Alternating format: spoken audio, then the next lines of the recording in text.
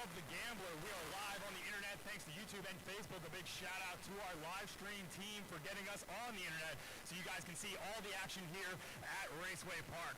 We're about to get our drivers lined up for their qualifying order and get set. We got Mike Knapp with that 1 Series BMW to be the first qualifying driver. Our judges are ready to start and our drivers are on the grid. So hang tight and we'll get right to the action here of another round of the game.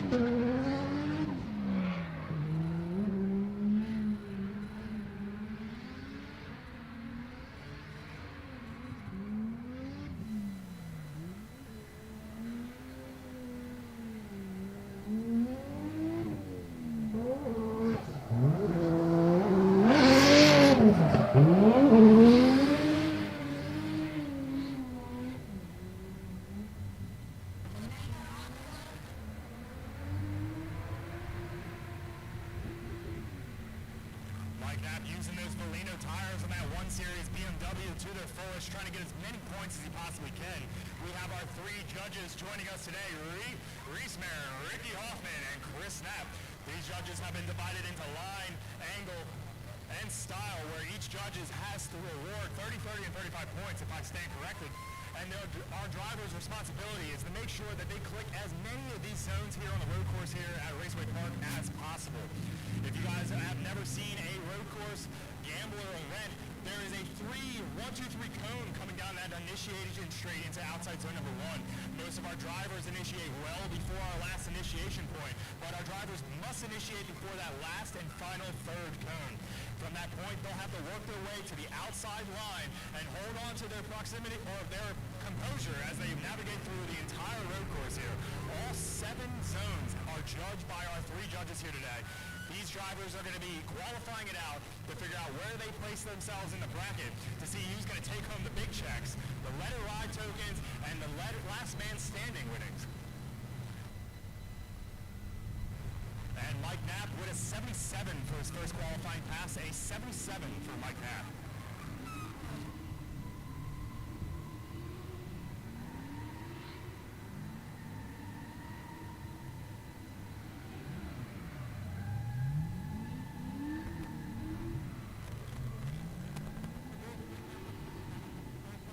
Down on, he is definitely going to be in the show. Now our next driver coming up to the line, Adam Daniels. This E36 Vert has been putting itself through the paces. He's got this thing rebuilt, ready to go for another weekend of the Gambler. Let's see if Adams can throw it down and see if he can best 77 out of Mike Knapp.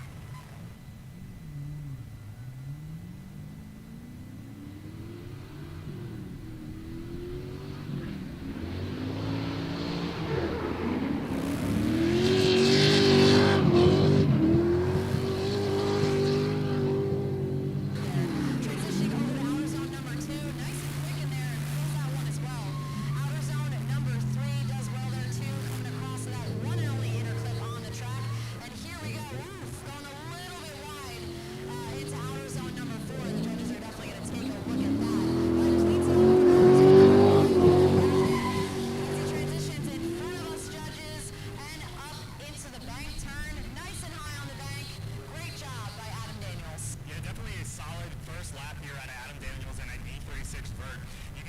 times, initiated well before that initiation point, but clicks in the outside zone fairly early. Gets in nice and deep, running that front tire on the outside of that zone, going all the way into outside zone 2. Adams holding his composure, a lot of fluidity going into that third outside zone, a lot of control as he clicks it past that front inside clip. You can see a little bit of elevation changes here at Raceway Park as that E36 dumps and dips throughout the center section there. Adam Daniels doing a great job through the hairpin here, clicking into that outside zone, and he's going to finish off nice and strong. With a 78, besting Mike Knapp's first qualifying pass with a 78, Adam Daniels, now position 1. The judges are being real conservative today. I think they've seen a lot of gamblers, and they really want to see these guys throw down if they're going to give out these higher scores. Yeah, Ricky Hoffman's a real stickler when it comes to judging.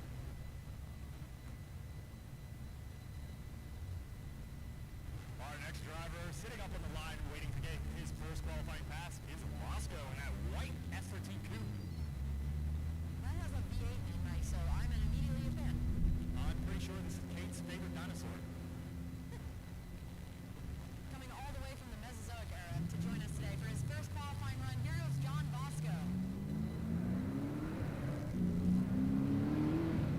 And you see him mention there about big vehicles, which is one of the things that doing a nice job getting his ball in the zone, but a little bit touchy there in first outer zone. Coming into the second outer zone with not a lot of speed or angle there, unfortunately, and he does miss that third outer zone.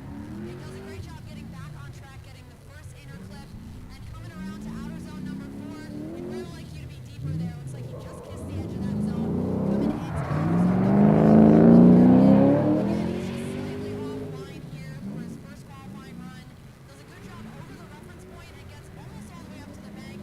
You know, I feel like that was just the Diet Coke of the runs he needed to do for a good score here, Mike. Yeah, Bosco definitely putting down a safe run, making sure he does what is necessary to put him into the bracket to even see battles today at the Gambler. But Bosco doing a good job through outside 1, and you can see him click through to outside 2, and this is where the trouble starts to start for Bosco. A little bit of a bobble going down there, maybe a little bit of hesitation getting back on the throttle, cleans it back up, realizing a mistake. At this point, he's trying to clean up his mistakes through, just avoids these outside zones, but otherwise, Bosco did a great job keeping that S13 coupe on the track, away from the grass, and it's going to get him a 57.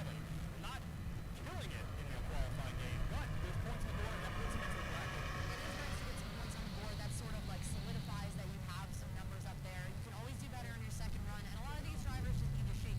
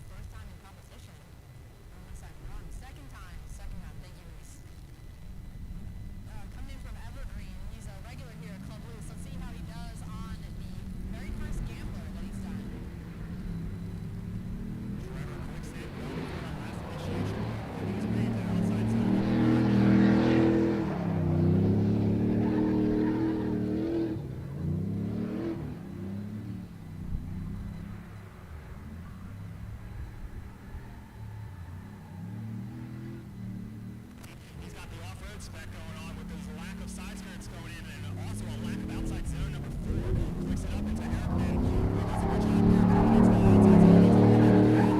Holds nice and strong as he goes over that reference point. You can see what our drone view, nice point up into the bank. Trevor throwing the angle on a little too much. Just mere feet for the finish Hate to line. see it. You hate to see it. That will be a 0 for him, unfortunately. Unfortunately for Trevor, that is a 0.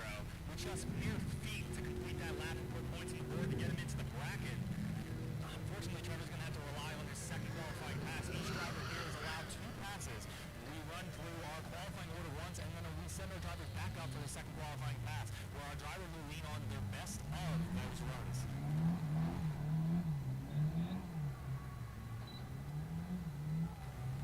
We have plenty of drivers here that know exactly what's needed to be on top of the box here. We have Chris Stevens, who has podiumed every event, also paired with Trevor Root, who's also podiumed. Drone is ready, drone is ready. These guys have been dialed in.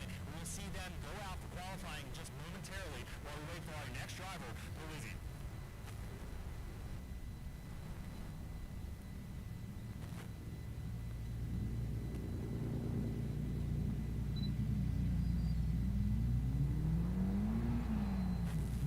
And away we go.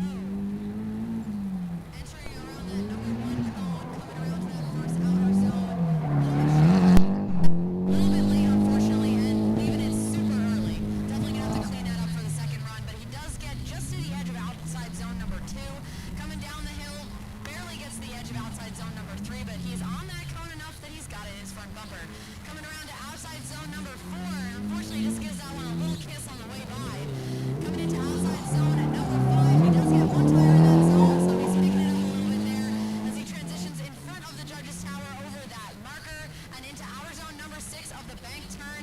Again, just kisses that zone and pops right out of it. That's another situation where if he was running the same line but just a little bit deeper, it might have worked out for him. This is why these practice sessions are so important. These drivers have been out here for hours trying to dial the machines and themselves in, understanding what is safe and what's not, what's going to be allowed, what will this car let me do. And here you can see Polizzi doing a safe run, but just barely clicking into these outside zones. It's not what the judges are identically looking for, but he did put down a complete lap. We'll see how the judges score this run out of Polizzi. And a 53 for Polizzi, a 53. Definitely not our highest qualifying score here, but there's points on the board, and he will get another run to try to showcase what he's capable of before going into the tandem battles.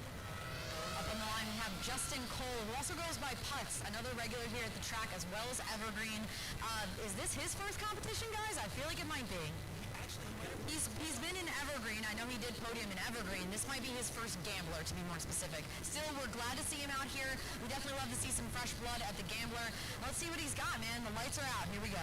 Yeah, Putz is piloting that super lightweight E36. This thing is basically chopped out to the subframes. He said this thing weighs around 2,400 pounds, and he is looking to make it use every single inch of it as he's trying to work his way to outside zone number 1. Putz doing a good job. Leaves outside 1 and goes. He clicks into outside 2 nice and deep as he rotates that BMW back into outside 3. Gets into the outside 3 nice and deep as he rotates up for that first inside clip. He's got to hit outside 4 now. This is where Sarah's going to give him a lot. And just barely clicking into outside 4, rotates back up. You can see all the inner workings of that E36 with no more body panels on the backside of that thing. With this drone shot just showcasing how much is just not there out of Justin Putz's E36 subframe car. You know what is there? I spy a nitrous bottle. He said he wasn't running it during practice. Do you think he had it on during this run? Based on the spiciness factor, I'm going to say that was a salsa verde, so no. Very mild, Putz. Very It mild. is a pico de gallo of spicy runs. You know what? He's out there. He's making salsa, but we're going to need him to add a few more jalapenos on his second run.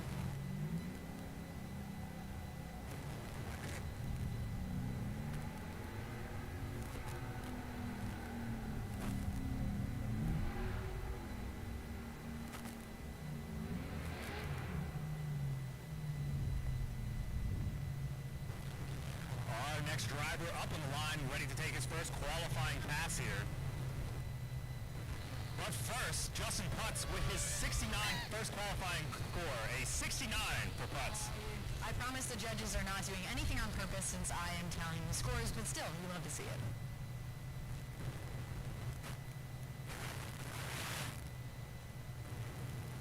Our next driver up on the line, Jimmy Levert, waiting to take his first qualifying pass here, piloting that V8-powered S13.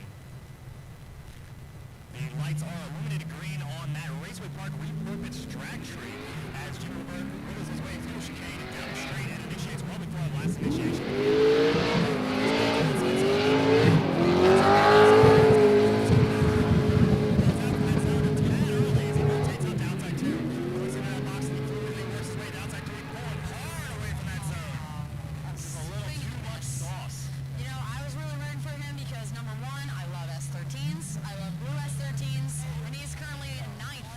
So this was a great opportunity to put some more points on the board there, but he does have that second run. Yeah, Jimmy definitely not what he wanted to do in his first qualifying pass, but he will have another qualifying pass. Jimmy was looking like he was dialed in coming out of the chicane through the starting line and initiated well before that first initiation cone, and he just clicks in the outside one, and unfortunately just maybe a little bit of the bobble here, maybe threw his head off, or just the car wasn't exactly doing what he asked for. But either way, Jimmy will have to rely on his second qualifying run here to put some points in and get him into the battle of brackets. Next up on the line, we have Tim Wilson, who goes by Frito for also reasons that I don't know. Regular at Club Loose, and okay, you gotta ask. Thank you guys. Thank you, Peanut Gallery. And away we go. First lap of qualifying here for Frito as he enters right at that first cone. Going on some angle.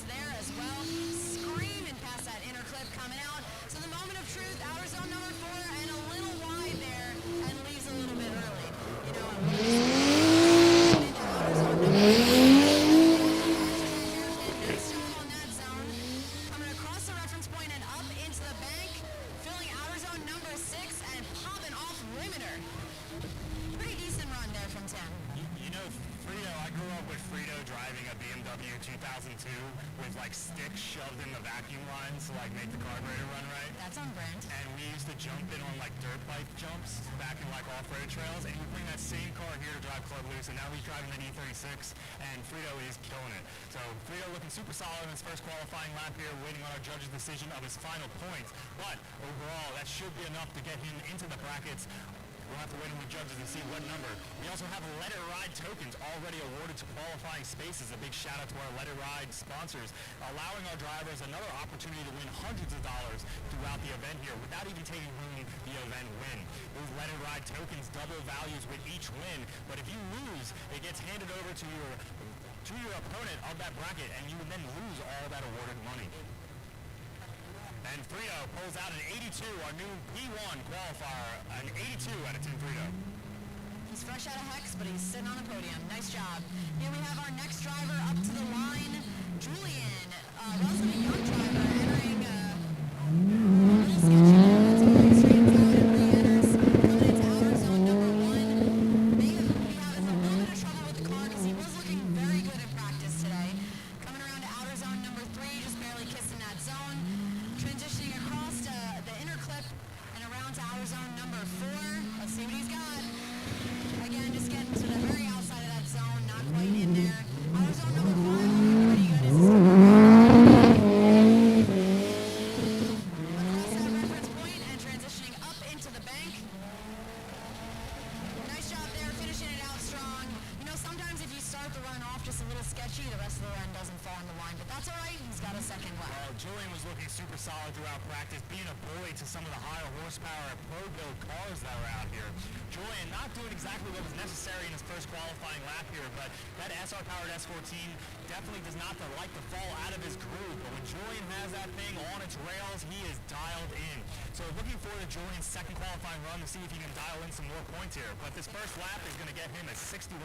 A 61 for Julian's first qualifying pass.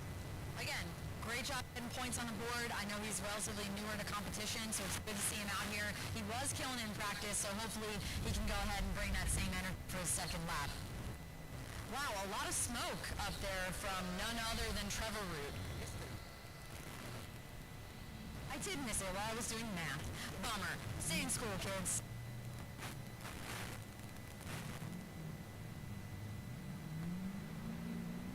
All right, here we go. Trevor Root. Our first place in points right now, entering super big entry. Everyone is stoked. Coming in outer zone number 1. We got a smoky entry, ladies and gentlemen. Filling outer zone 1 completely. We can barely see him because he's pouring smoke. Filling outer zone number 2, coming down the hill. Linking outer zone number 3, making it look easy coming across that first interclip, giving it a bit of a boot there. And coming into outer zone number 4, that's what we want to see. Coming into outer zone number 5 over the hairpin, slow it down a little bit to make sure the position is correctly.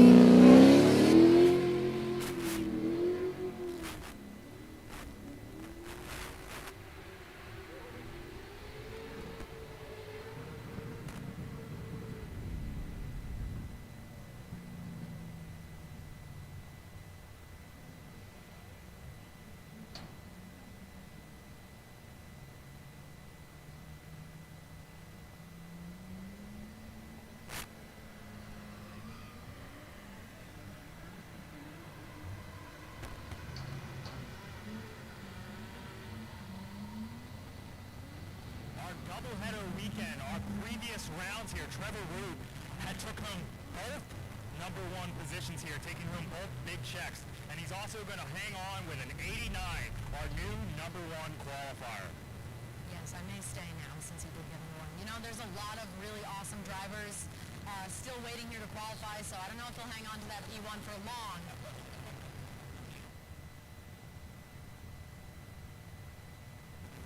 Big shout out to Valino Tires helping getting some rubber out here at the track.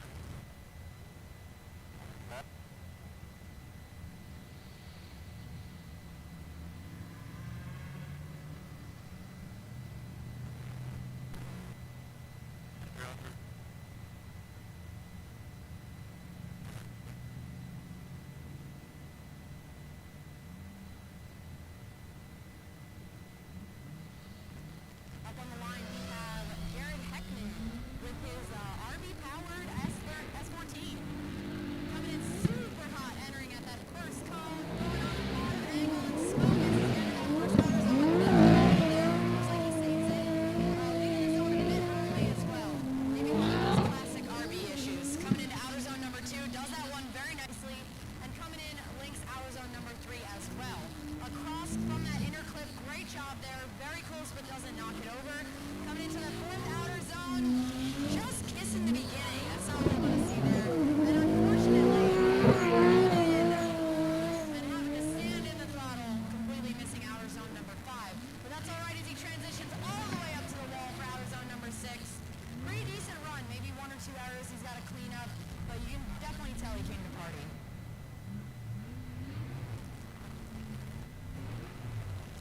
Yeah, Jared was looking super solid throughout practice here with that.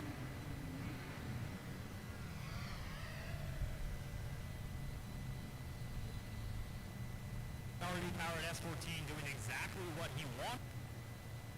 Jared inputs in to put the car where the judges needed it. We're going to have to rely on the judges for the points of that first qualifying pass, but it should put some points on the board and get him into the battle brackets.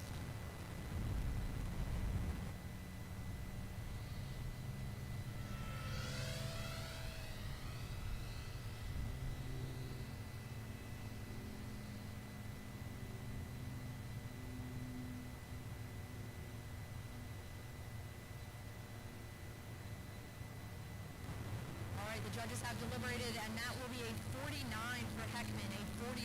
Again, a few very visible errors that he's got to clean up. Hopefully his spotter is watching that, letting him know right now so he can get those sorted for his second qualifying run. Again, it's really nice they do get that second try to go ahead and put some points on the board. Up on the line is Kenrick Meyer in his supercharged LS-powered E36. Former Pro 2 driver back when it was Pro 2. And he's bringing the heat, entering super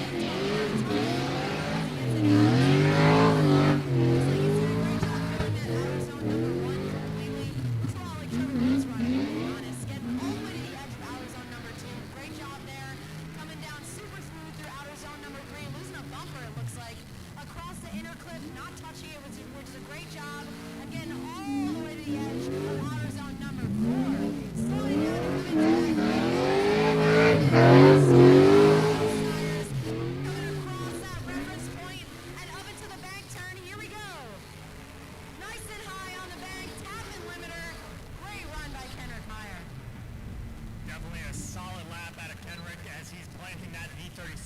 BMW exactly where he needs to go. Clicking into outside zone number 1, gets out to outside 2. Nice and fluid into outside 3, back on the power nice and early before even getting starts to descend down the hill. Rotates that front inner clip and clicks back out to outside 4, where Sarah was complimenting him on how deep he was getting into outside 4, taking out that clipping zone with the backside of that B36. And they're doing a nice solid job on his first qualifying run here. We're going to have to lean on the judges on where he's going to put, and it's definitely going to be very high with a 91 for Kendrick Meyer, and I believe that is our new number 1 qualifier. That would be correct. No, I don't believe Kendrick is any... Oh, he is Kenny from the block. He is that one. Kung Fu Ken. Kung Fu Kenny. He's also Trevor Root's stepdad. Just kidding, boys.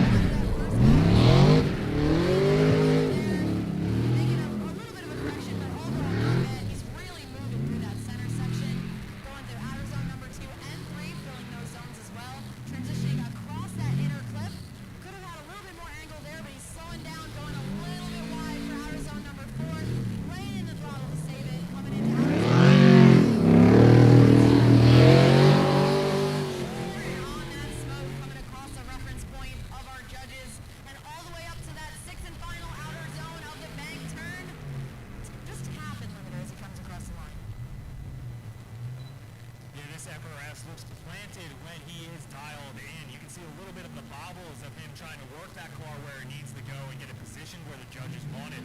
But otherwise, that FRS is set up and ready to move. We're going to have to wait on the judges' deliberation for his final qualifying points. But not a bad way to start off the event.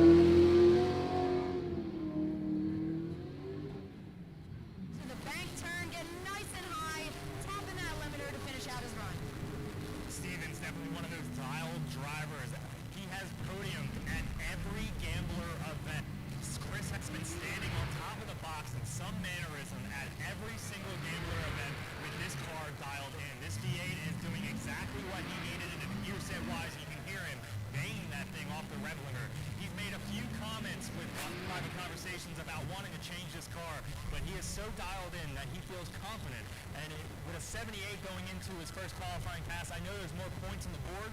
Missing that one zone is definitely knocking him down, but I know he's capable of cleaning it up. Our next driver on the line, Savio, one of them Drift HQ boys. All these guys traveling all the way up from Florida, basically traveling up through the night. These guys are wilding, bringing in these crazy rocket ships and machines. Savio piloting that S14. Now taking his first qualifying pass here. Raceway Park, the Gambler. Initiates well before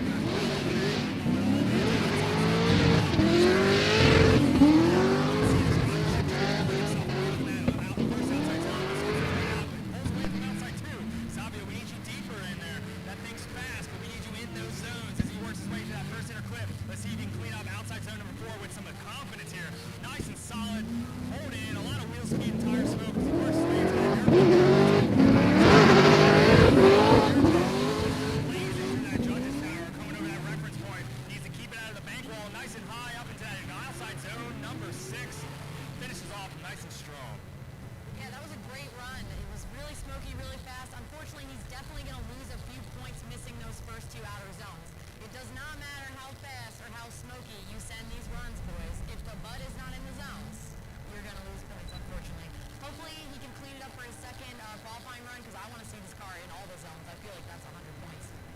Savio was playing with it all throughout practice. One lap here, the other lap there, changing pace. He's getting dialed throughout that practice session, and that first qualifying pass showcases that he's more than capable of what this first pass is showcasing here. With a 69, a nice first score for Savio. And the ladder, the other of the Drift HQ boys, Duarte, sitting over there with that E46, his rocket ship of his own, that signature Drift HQ green, poised and ready behind that Raceway Park drag tree, waiting for that green light to match his car and let him go. Take his first qualifying pass here, Raceway Park the Gambler, over here at the road course. Duarte taking his first lap here. Expecting to see a lot of energy coming into that first outside zone as he throws that E46 nice and deep. Looks like Savio a little late, gets in the outside zone now. Starts pulling in now. Duarte doing a good job getting into the outside zone number 2. Pulls away from 2 a little early. Pulls it down to outside 3. A little bit of corrective to get that E46 where he needs to be. And does a good job past that first inner clip. Rotating that rocket ship, passing to outside zone number 4. Pulls away. Just a little too much grip. That thing is really just pulling, driving that car away from the team zone. Keeping the hairpin off the grass here at Englishtown. Rotates down to that reference point and back up to the bank. And a nice solidified, solid ending here for Duarte's first qualifying pass. Yeah, not a bad run. I think he's also going to lose some points for missing outer zone 2 and 4. I'm watching you on 4, man. But again, like Mike said, like I said before, if he can clean this up and get his car in the zones, along with that tons of style and smoke that he's bringing, I think that could be a really great score. Yeah, the energy and the driver manipulation of both of those Drift HQ cars is definitely there, but we need them just to dial it back just a tiny bit and put the cars where they need to be to give the real estate to the chase drivers when it comes into the brackets. Both those drivers are more than capable. I've seen them. These guys have been traveling around the country, competing and driving at all sorts of events. And Duarte with a 72. He's 72 for Duarte's first qualifying pass. Up next, our next driver to qualify, Bruno, the Ice King. Piling that BMW into it, taking the initiation. Just clicking in that last initiation point, avoiding that first outside zone. Seeing it all the way out to the outside now. He's done a good job cleaning off that first outside zone. He's got to get it down to the outside 2. Just clicking in. He needs to keep that E46 under control and into outside 3. Bruno doing a decent job as he rotates it up to that first inside clip. He needs to make it all the way out to the wide line of outside zone number 4. Otherwise, Sarah's going to make fun of him. And it looks like Sarah's going to make fun of him as he rotates it up to the hairpin here. Good job keeping that BMW just avoiding the zone, but getting into that nice complexity up there. How the hairpin works down to the reference point, back up to that last outside zone. Just shy of that outside zone, but a solid first lap here out of Bruno. Hey, I think if he made every zone look like outer zone number 5 of the hairpin, we'd be in business here. But unfortunately, outer zone number 1, he's just sort of in it just a little bit, and then he kisses outer zone number 2 as well. 3 looks good. 4, I'm going to need to talk to you after this, after class detention for missing outer zone number 4. And like I said, outer zone number 5 looked amazing. The bank turn was great as well. He could go a tiny bit higher if he wanted all the points, but definitely a solid run, definitely going to get some points, and hopefully he can clean it up for his next run.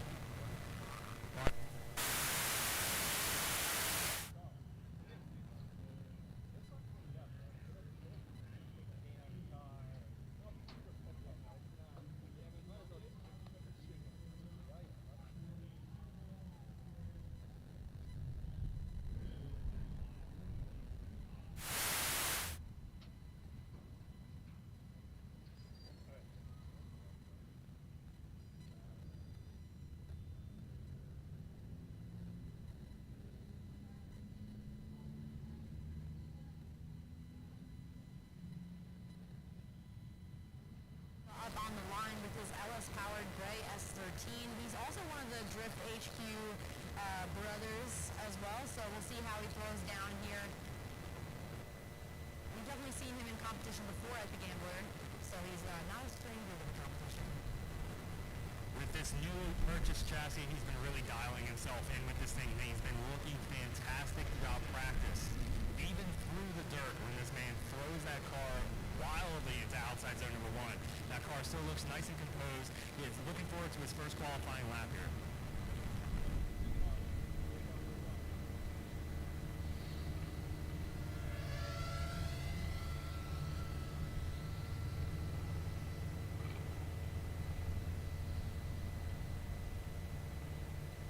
Silva waiting to take his first qualifying pass here.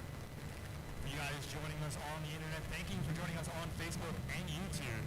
Make sure you guys share the link so you can call out all your friends as they're competing here at the game, or the ones that were too much of a baby to show up and compete here today.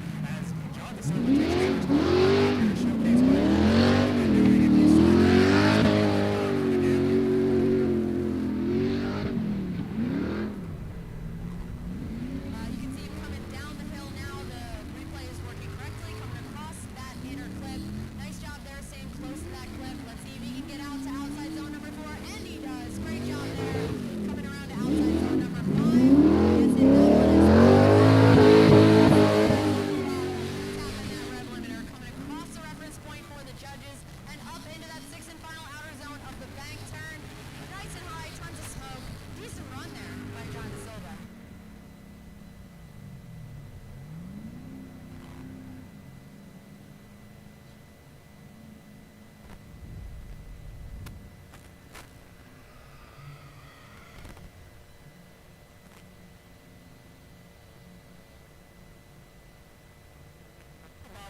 outside 4, make sure that car lands where it needs to go, gets up to that rotation up to outside 5, or that hairpin here at the road course at Raceway Park. DeSilva doing a great job, nice and fluid, rotates down under that reference point and back up to the bank. Definitely a solid, confident first qualifying pass here at John DeSilva. And our last qualifying driver in the first run of our first qualifying laps will be Barack Azar. An 85 for John DeSilva, an 85 for John DeSilva in the first qualifying pass. And we have Barack Azar away from the line as he takes his first qualifying run, entering way before that one cone of the 3-2-1, tons of angle, pouring smoke as he comes around the first outer zone, and all the way to the edge. Great job there, and great job staying in the zone all the way until the end. Coming around to that second outer zone, just kissing the edge of that right there, and coming around fully filling outer zone number 3. Across that inner clip, getting all the way to the edge without hitting it. Nice job as he throws in for outer zone number 4, and now he's on my crap list because I saw that. Outer zone number 5 looks like he's back on. Oh, I was just about to say he's back on track. Announcer's curve. Yeah, unfortunately, the Barbie boys, Ryan Gosselin and Ken, what are you doing, baby? Two major mistakes coming into that last side zone. We're hoping that the car mechanically is doing what he needed it to, but Barack is maybe just not pushing it as far as mechanically as that car was willing to let him go.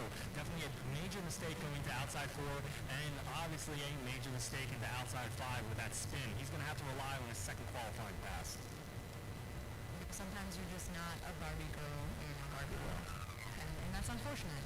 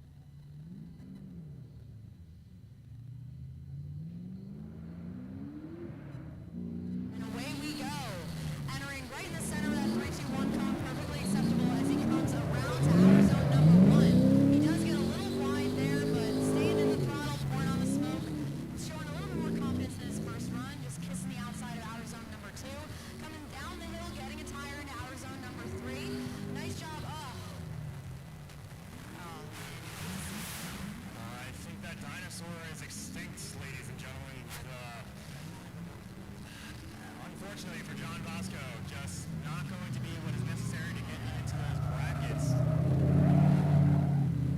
Definitely cool to see Bosco out here competing at the Gambler. Looking forward to watching him dial that car in to get ready for the next round in a month or so.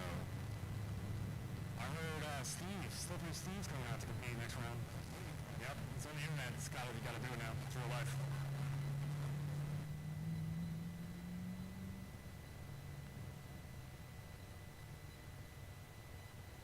Our next driver on the line, one of them Barbie boys, Jabbar, piloting that V8-powered 350Z, sporting a new wide-body kit. He's got them fresh wheels on it. It was pink. Yeah, he didn't get the respray done. He's really lazy.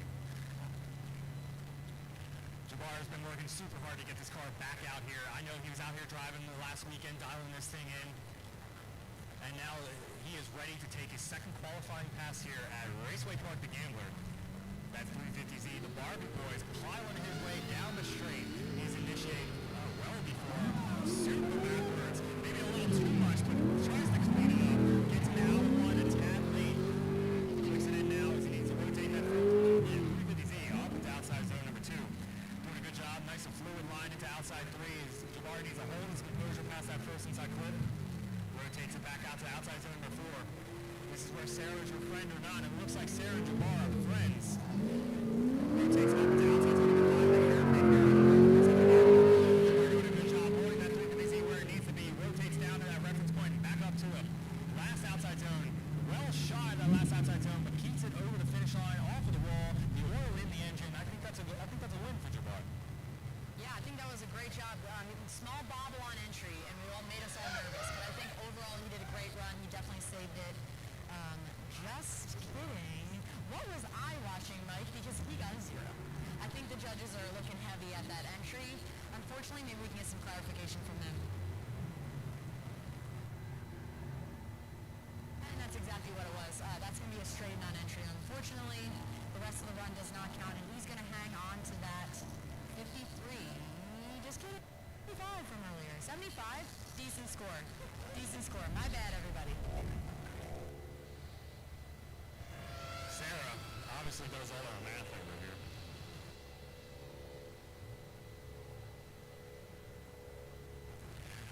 Up next on the line, Trevor.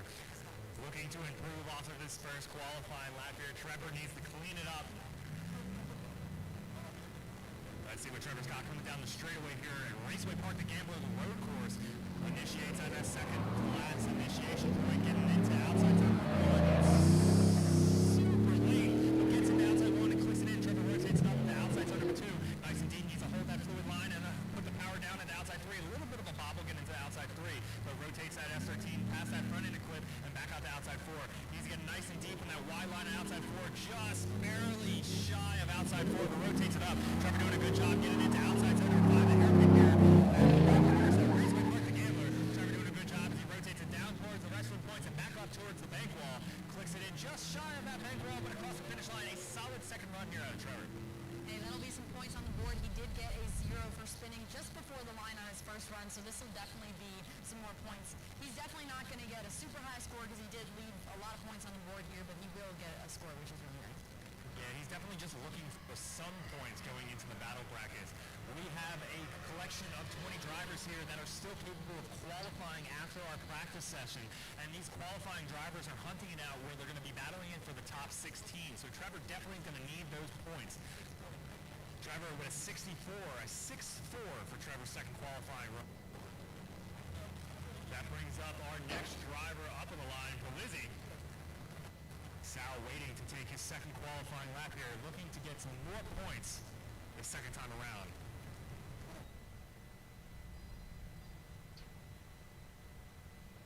Sal with the 53 in his first qualifying pass, looking to clean it up here and make a couple more points out. Needs to get out deep into those zones, make sure he's putting the car where the judges need to be.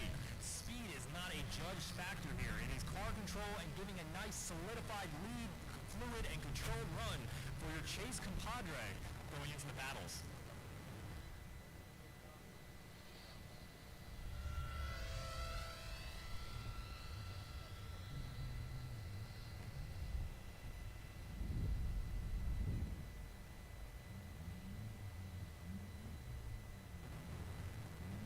got the green light, and now it's for a second qualifying lap here, going down the straight with the drone in chase. You guys at home with the live stream, both the YouTube and Facebook, get a bird's eye view, the very same view that our judges are getting down here. As you can see, Lizzie just avoiding outside zone number 1, getting in a little late, and it sounds like that S-powered S14 rotating itself into outside zone number 2. Just clicking out of outside 3 and rotates that first inside clip. Nice and tight on that inside clip as he rotates that S14 out to outside 4. Not as deep as we like to see it, but he's trying his damnedest to get out to outside zone number 4. A little shy to outside 5 as now he starts to click in. Get into the completion of outside 5. Needs to get down to that reference point and click back up to that nice high bank wall here at Raceway Park the Gambler. And avoids outside zone number 6. But completes his run here for a second qualifying lap. Lizzie with that S14 taking his second qualifying lap here at the road course at the Gambler.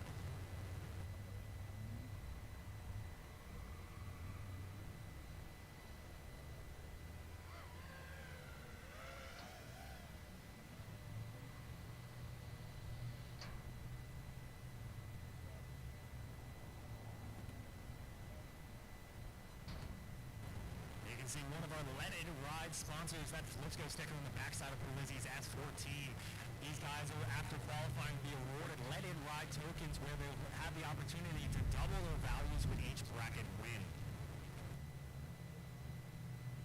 And he does better his first qualifying run with a 55, Lizzie with a 55. That brings up our next driver to take his second qualifying run here. This is Putz, Justin Cole, piloting those E36 subframes with a roll cage. He's looking to take this E36 to the top of the box so he can afford the rest of the car. As Justin Putz takes his second qualifying run here, clicks in well before our last initiation point. Getting into outside zone number 1. Just shy as clicks into outside number 1 now. As you can see, the entire innards of that E36 from our drone shot as it clicks into outside zone number 2. Putz needs to keep his composure. A little bit of a bobble walking into outside 3, but nice and poised as he rotates up to the front inside clip. Justin nice and deep, getting nice and wide at outside 4, clicks in nice and early, getting in there, keeping that E36 where it needs to go in the judge's eye. As Putz doing a good job through the hairpin here on the road course at Raceway Park the Gambler. Those tires screeching on the backside of the E36 as he rotates up to the bank wall. Putz is not shy from licking the taillights off of the back end of this thing and finishes off nice and strong across the finish line. That was a zoomer. I wonder if he turned on the nitrous for that one, Mike.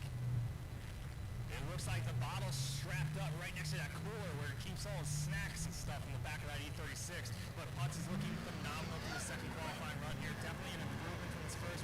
Hopefully, the judges will see the same. And an 83 for Putz on the second lap, and 83 for Putz on a second lap. Bettering his 69, which was a nice score in his first run, but he's got a few more points on the board, putting him in a better bracket position going into our tandem battles.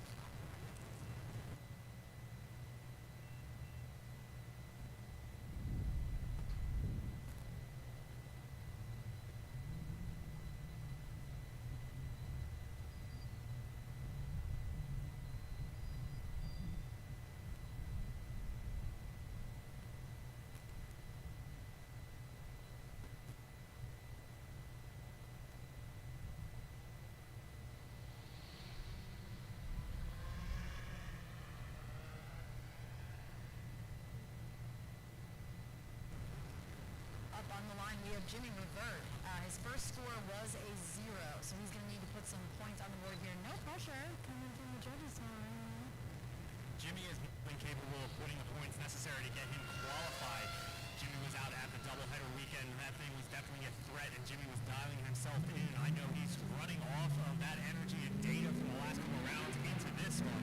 As you can see, Jimmy taking that straight, and initiates well before that last initiation.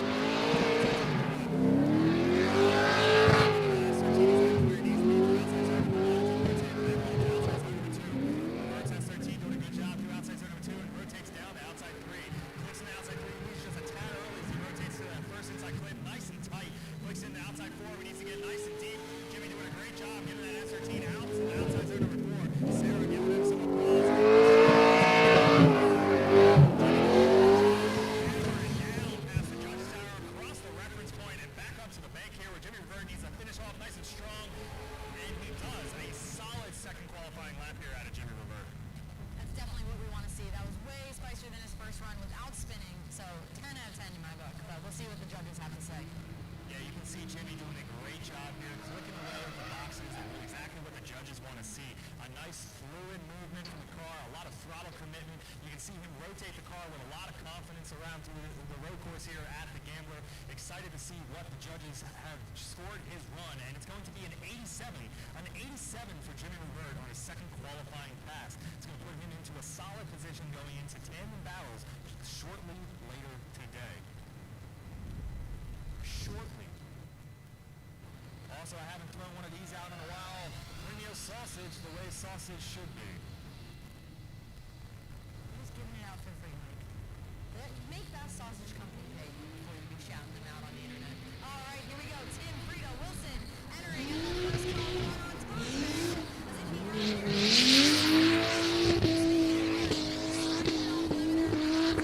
early, but doing a great job on speed in my book. Filling that second outer zone really well. Coming down the hill to the third outer zone, filling that one in.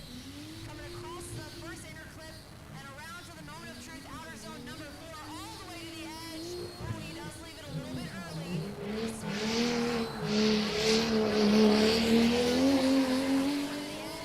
As he transitions across the reference point and up into the bank. Nice job all the way, tapping that bank wall, I think, by Tim Wilson. Nice job. Staying in it well beyond the finish line. That spank-tuned E36 Frito doing exactly what he needed it to do. A little shy leaving outside one, but Frito in that E36 shoving that car around the road course here, getting it out to the outside zones for the judges so he can get a solid qualifying score with a second qualifying score of an 86. 8-6 from Tim Frito, bettering his 82 from run 1.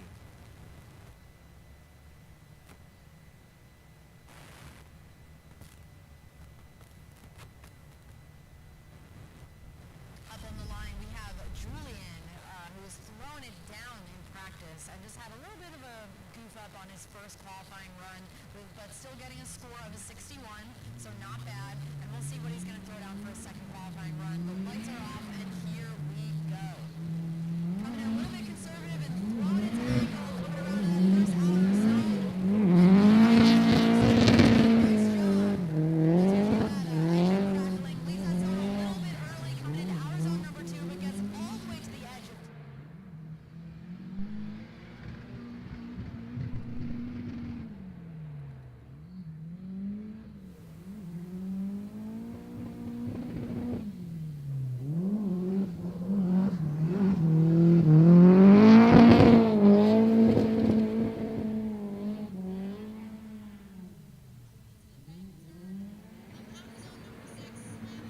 Oh, and across the line. Much better, I think. That's a much better run than his first. Definitely a lot of confidence going into his second lap out here on the road course.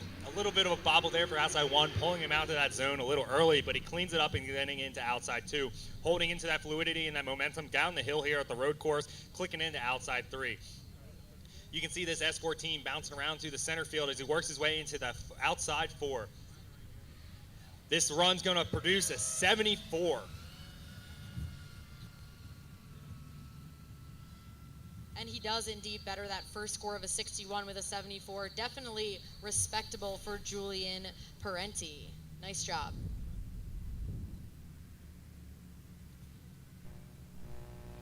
Up next on the line, Trevor Root, our doubleheader weekend doubleheader winner, taking home both of the big checks at the last 2 rounds of the Gambler, looking to prove why he was taking home those checks here with his second qualifying lap as Root initiates in to outside zone number 1. Root getting into outside zone number 1 nice and early, standing on the throttle, a lot of confidence in that throttle input as he works his way into outside zone number 2. Nice and deep in the 2, holding that momentum down the hill and trying to drive that E36 into outside 3. Trevor doing a great job, nice and fluid into 3, rotates first that first inside clip, the only inside clip, gets nice and deep into outside 4. Sarah giving the applause as he rotates that E36 up into the hairpin here, outside zone number 5. Trevor Root doing a good job. He starts standing on the throttle now, leaving the outside zone number 5 across the reference point and up into the bank, where Root firmly planting himself into the wall. A little taillight tap to finish it off, makes some noise for Trevor Root with his second qualifying pass.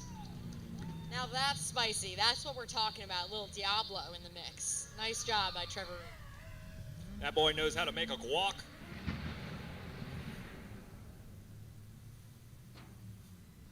Root has been troweling around, went over the East 10, ended up taking and getting awarded a win and his FD Pro Spec license. But he's been piloting this E36 all year long. Him and his team and his family has been dialing this thing in and is shown. He has been taking wins left and right with our new #1 qualifying score with a 93, Trevor Root.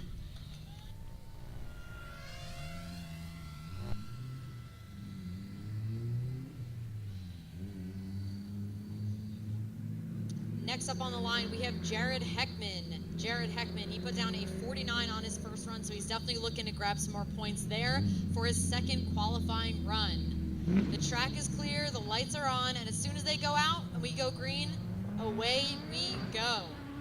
You can hear him all the way in the throttle from the judges' tower, and he throws it in super early, tons of angle as he's coming out on throttle out to outer zone number 1. Doesn't quite get there. He's just at the very edge of outer zone number 1. Gets around all the way to outer zone 2. Oh no. Unfortunately, that's all she wrote, and he's going to hang on to that score of a 49. You really hate to see it, Mike.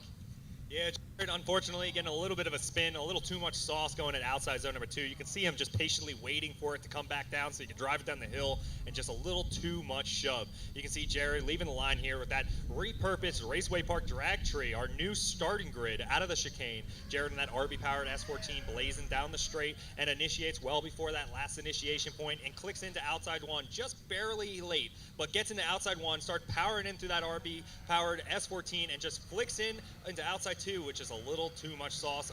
Unfortunately, putting it off course, and is going to cancel his second qualifying run. He'll have to lean on his first qualifying pass of a 49.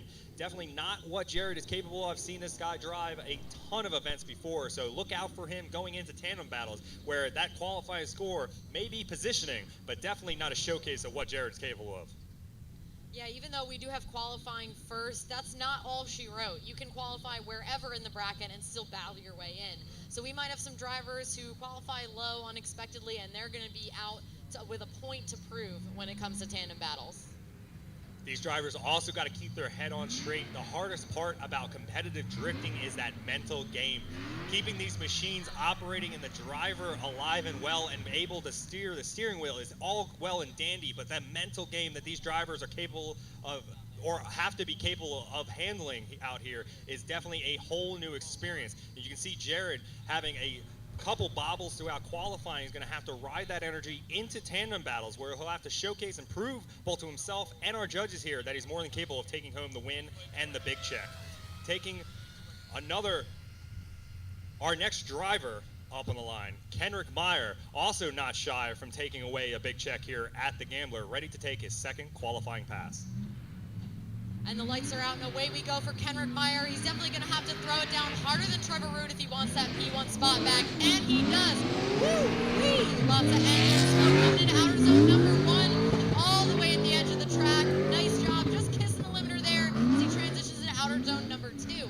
Fills that zone completely, looking super smooth, coming down the hill, knocking one of the cones over in outer zone number 3, and just kissing that inner clip as he comes around to outer zone number 4, getting to the edge of that zone. Nice job by Kenrick Meyer, transitioning into outer zone number 5, bringing up on full speed in his first qualifying run, laying in the throttle, transitioning over that reference point at the edge of the track and all the way up into the bank turn, putting it down and tapping the wall as well. Hot dang. Well, father like son, I'm pretty sure Kenrick just tapped the wall almost in the identical place that Trevor Root did. This run looking super solid out of Davey Lamar, as Kenrick Meyer doing a solid job here, giving Trevor Root a run for his money.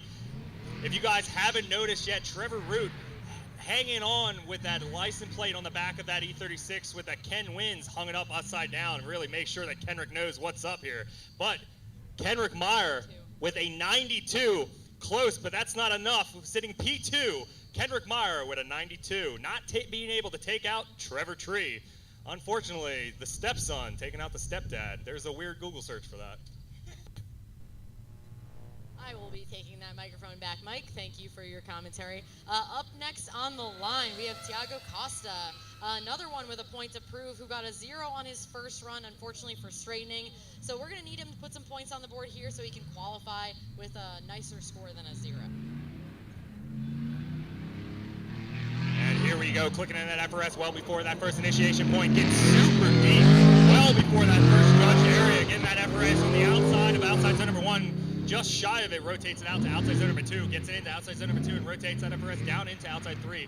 A little bit of a bobble getting situated into outside 3, but holds in, clicks through, a little shy off that front inside clip, but still going right over the hash marks that our judges have put into place.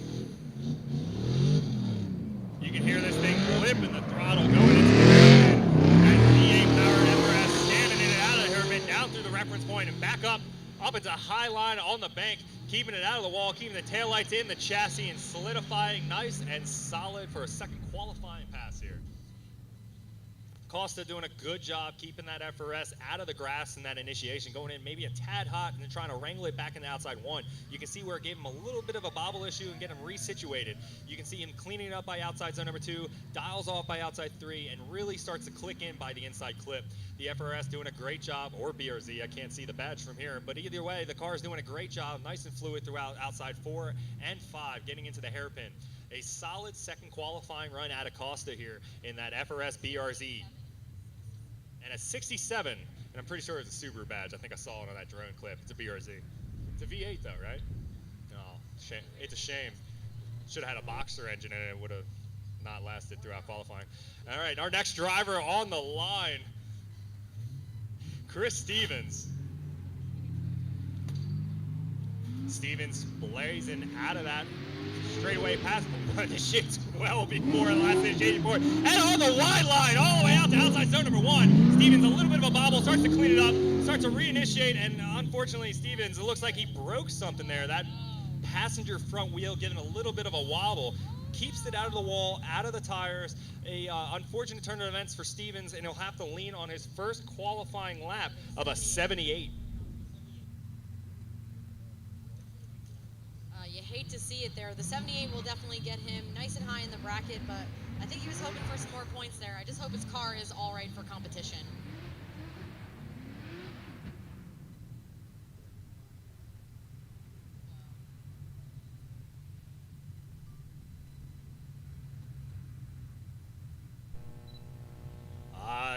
After watching the live stream, the replay, it looks like Chris Stevens just got lost in the understeer wiggle going into outside zone number 1, trying to keep that car out of the dirt, and just unfortunately was unable to get the front axle back underneath the car to finish off that zone. Cleans it off nice and safe, but unfortunately have to lean on that first qualifying run. Our next driver up in the line, Savio in that S14, clicking in nice and early, super deep, maybe taking the off-road line, getting into outside zone number 1. Drives it back onto the course, but unfortunately, that's not going to be a judgeable run from our judges here. So Savio out there with that Drift HQ S14, putting on a show, burning off some tires, so make sure you make some noise for the boys as he comes through past the judges tower in the stands here.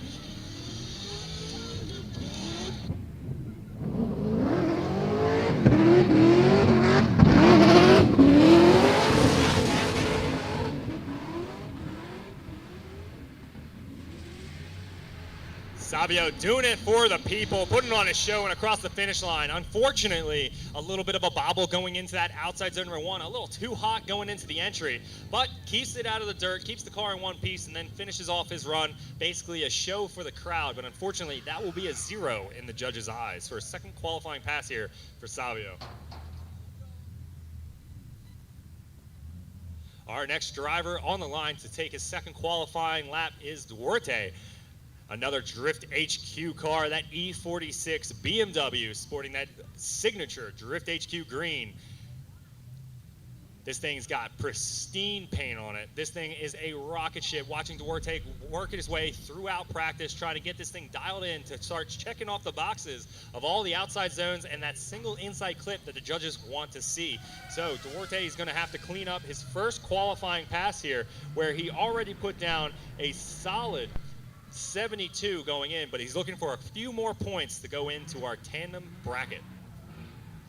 If you guys are joining us on the internet, thank you for joining us on Facebook and YouTube. If you're joining us here live and in person at Raceway Park, thank you guys for coming to hang out in this beautiful New Jersey weather. If you guys need a snack or a drink, make sure you wander through to the Grease Truck where there's plenty of food available, as well as Sneaky Pete's Bar where there's a plethora of drink specials available. Go ask Kate personal questions and say hello to Nation. Make sure you tip your bartenders, as it looks like we are ready for Duarte's second qualifying pass here to get underway momentarily.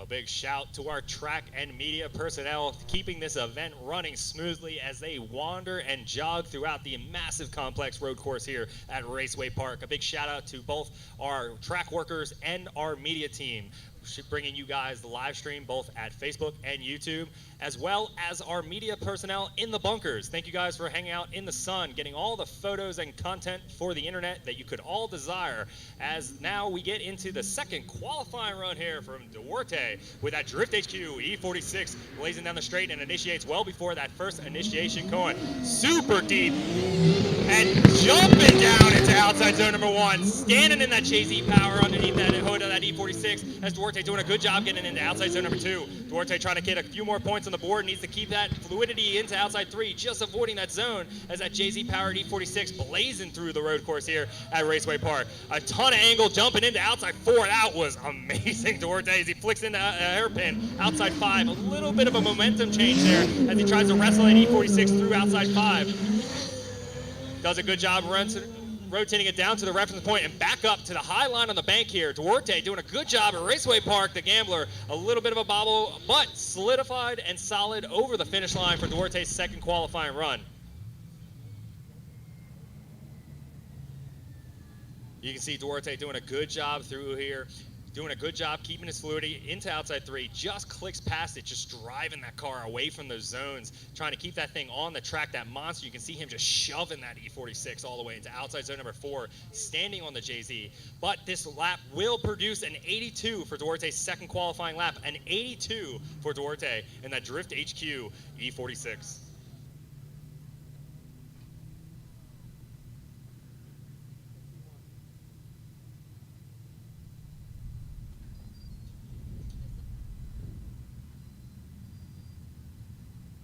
Bruno Da Silva sitting on the line, waiting to take his second qualifying lap here. The Ice King in this E46. I don't know what engine's underneath the hood of this thing, but he has been dialing it in throughout practice. He has been looking super solid, adding more and more grip every lap.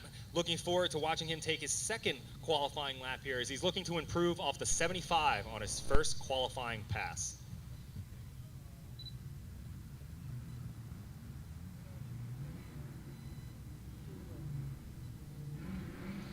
All right, the lights are out and away we go. You can hear Bruno getting in the throttle all the way from back here, coming in hot. As he enters right around that 2 cone, perfectly acceptable, coming out to that first outer zone. Looks like he gets in a little late and leaves a little bit early, but he is definitely in throttle. You cannot argue with that. Nice job getting into about half of outer zone number 2, but fully fills outer zone number 3 as he transitions across, sort of missing that inner clip. Coming around to outer zone number 4, and can he do it? Oh!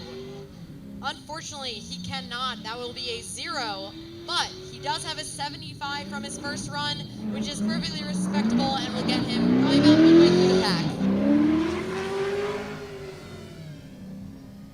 The Ice King keeping it slippery out there. Da Silva going to have to lean on that first qualifying pass to put him into our tandem battles here at Raceway Park, the Gambler. With that being said, we're going to bring up our next driver, another Da Silva, no relation. John, piloting that black S13, is going to have to put it down for his second qualifying lap, trying to make an improvement off an 85 for his first qualifying pass. Definitely some points left on the board, but already sitting on a solid first qualifying pass out of Da Silva. John's looking to make the improvements now, waiting on the judges to give him the green light to take his second qualifying pass.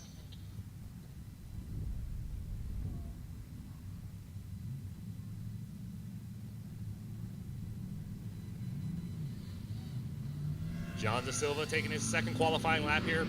wiggling his way through the chicane down the straightaway at the road course. Initiates well before that last initiation point, getting that V8 powered S13 out into outside zone number 1. Clicks into outside zone number 1 and starts standing on the throttle. A nice confident throttle input as he finishes off outside zone number 1 with confidence, just barely missing outside zone number 2. Clicks into the outside zone number 3. A nice job out of John through outside zone number 3 and clicks into that first inside clip. Rotates it out to outside zone number 4. He needs to get nice and wide. Doing a great job driving that S13 out to outside zone number 4. Drives it out and flicks up to the hairpin. Outside 5. Needs to keep the car outside 5 a little early, but stays on the throttle.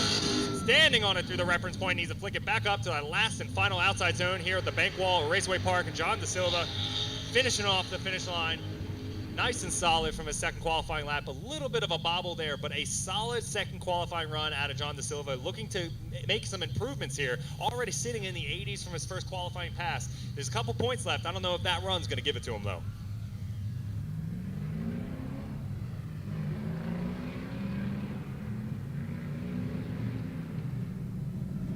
And it looks like he's going to hang on to that 85. John DeSilva with an 85. As we parade the rest of our bracketed drivers out of the grid area, we have one driver left to qualify. Ken of the Barbie Boys. Ryan Gosselin. Barack Azar piloting that JZ-powered E36. He has folded this car in the Gambler at least 10 times at this point. He has pulled that thing back out, repaired it, and is back out ready to rip. He's already sitting, he's sitting with a goose egg in his first qualifying lap, so he needs some points here as he's getting slightly iced, waiting for the judges and our track to be ready for him to take his second qualifying lap. Ken of the Barbie Boys, Barack Azar, needs to throw it down to get some points on the board so he can battle it out in the tandem portion of the Raceway Park, the Gambler. You know, I'm not sure we decided who was Ken and who was Barbie. I think we're going to have to go off the higher qualifier gets to be Ken, and then the lower will be Barbie. Jabbar gives me a Barbie feel, so he's a, you know, I don't know. Barack's like, he's a Ryan Gosselin of the group. Look at him. I think you're right. I think Jabbar's going to be Barbie. All right, here we go. Barack Azar entering nice and early, all the way before that one cone. Staying in the throttle as he gets out to outer zone number 1. Tapping that limiter as he fully fills outer zone number 1. Leaves it looking super smooth coming into outer zone number 2. Fully fills that one as well. Coming down the hill for outer zone number 3. Mike's looking for more throttle. Will he give it to us? He's a little shallow coming across that inner clip. Let's go, outer zone number 4, and he gets there.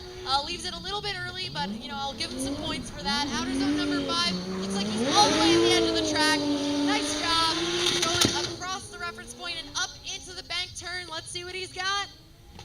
A little low, but counts for rev limiter, all right? Nice job. Nice second run by Barack Azar. Definitely what Barack needed to throw down. He just needed some points on the board, and not only that, he threw down a heater. Ken of the Barbie Boys doing exactly what was necessary to get some points on the board. Barack Azar, piloting that JZ-powered E36, is going to get him some points, waiting on the judges' final decision. While we gather our drivers for our qualified drivers meeting to get into our tandems, this would be a great time for you guys to wander around, grab some snacks out of the grease truck, or stop in the Sneaky Peeks bar and grab a drink special.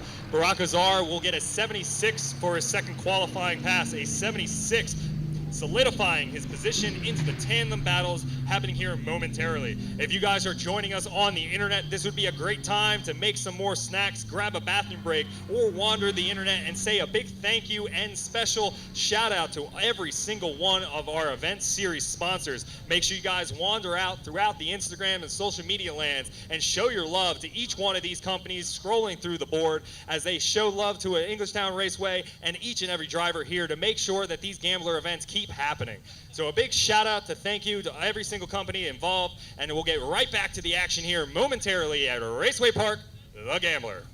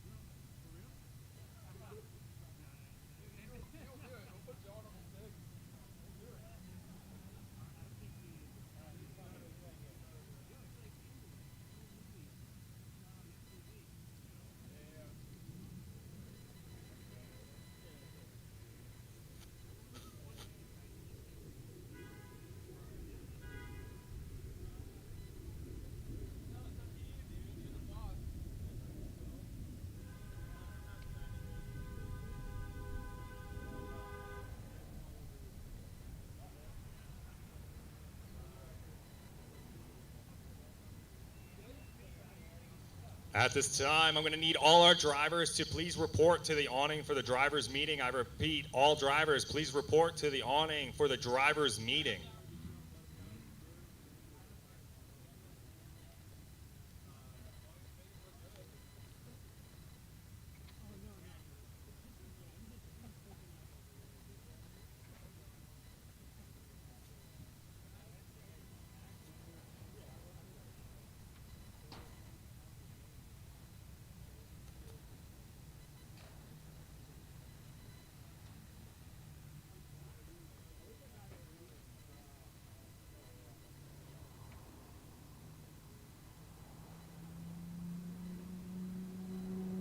If you guys are joining us,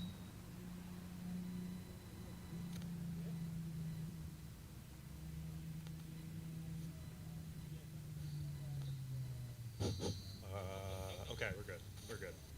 If you guys are joining us on the internet, thank you guys for your patience as we get drivers set up for our next bracketed tandem battles. Please show a little bit of patience as we get them ready to go. New tires underneath their sleds and back onto grid. We will get back to the action here momentarily, but while you have some downtime, please wander through the social media and say a big thank you to every single one of those event sponsors. Let them know that the Gamblers sent you through.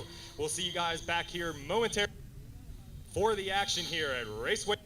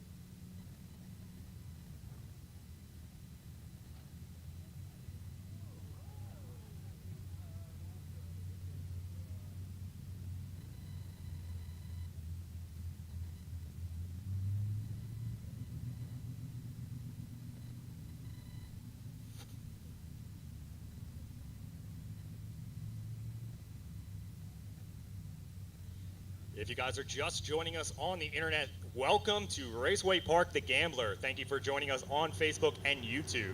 If you are one of the lucky few hanging out with us at Raceway Park Live, you guys can get some stellar drone shots and see the exact same action that our judges are seeing if you log on to the Facebook of Raceway Park or the Instagram, the YouTube, where you can get the live feed and see all the aerial drone footage from our event here at the Gambler.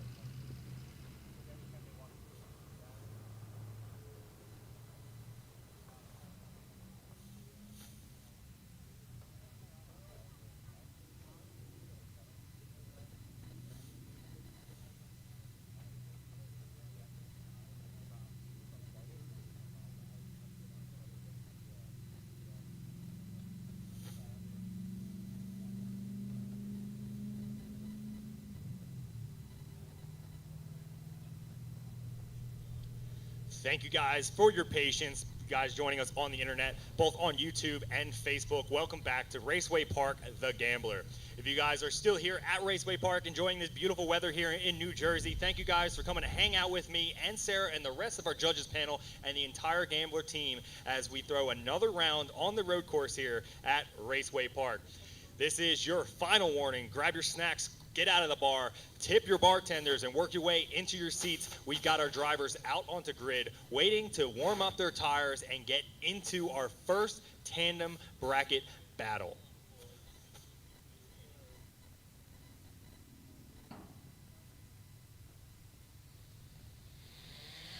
Up first, we're going to have Trevor versus John Vasco.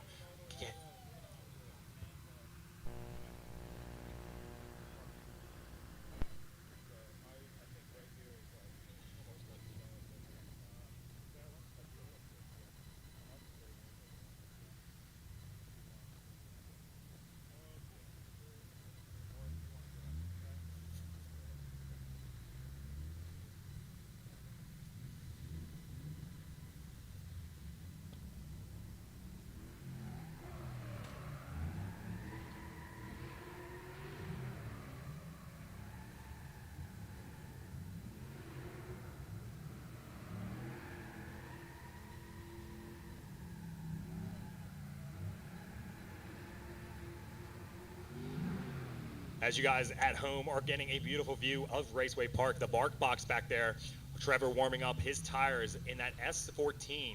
And you can see just behind him, Vasco, Kate's favorite dinosaur, warming up the tires in that white S13. Right behind him, Vasco, a quick burnout to get the heat back in those tires. It looks like both our drivers are working their way into the grid position, where Vasco in that white S chassis will take that chase position, going up against Trevor, sitting in the chicane, waiting to take the lead. Both these drivers are waiting for that repurposed Raceway Park drag tree to illuminate green and let these drivers start our very first battle here today at Raceway Park, The Gambler.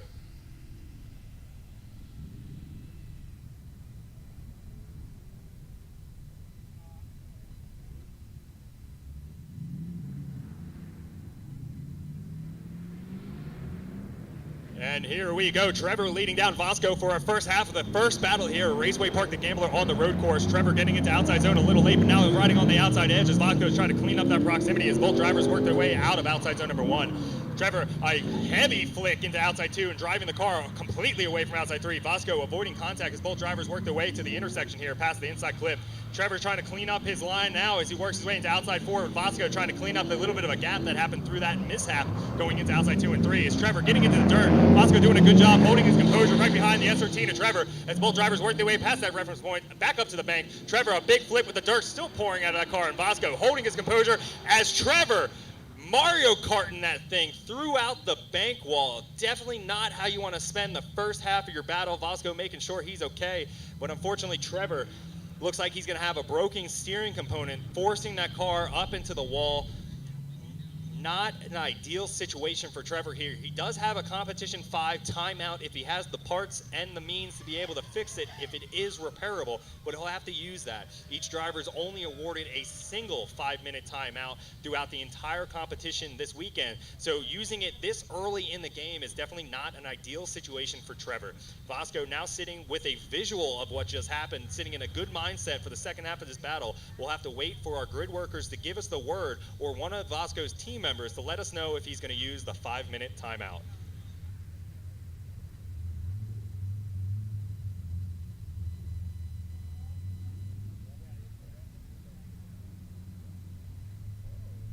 Definitely an unfortunate turn of events for Trevor.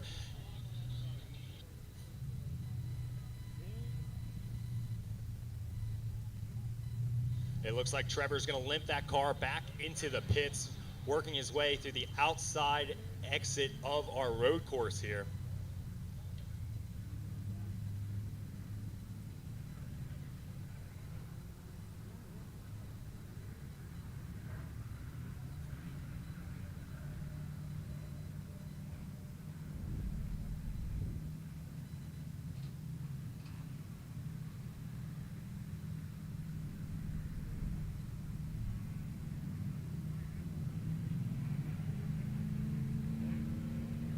It looks like we're going to get our next two bracketed drivers up into the bark box to warm up their tires. An unfortunate turn of events for Trevor. He's going to limp it back to the pits where he'll have to use this competition 5 timeout to see if he can make a repair. And unfortunately, I'm getting word that Trevor's unable to make the repairs to the car. That's going to give the win to Vasco, moving him into the next bracket battle here. Vasco is sitting on the line, and he'll have to showcase his car still mechanically sound to compete in the rest of our Raceway Park Gambler here today.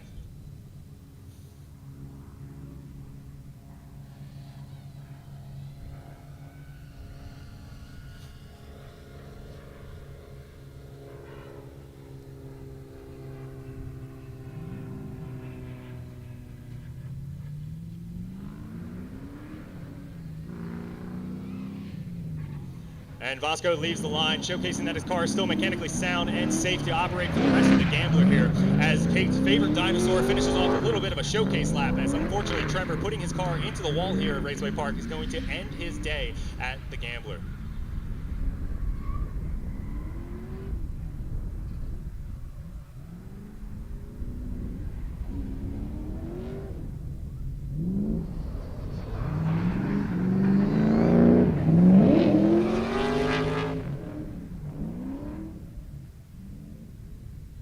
And Vasco's finishing off nice and strong and across the finish line here to take that bracket win and move him into his next bracketed position. Well, he'll take on Savio.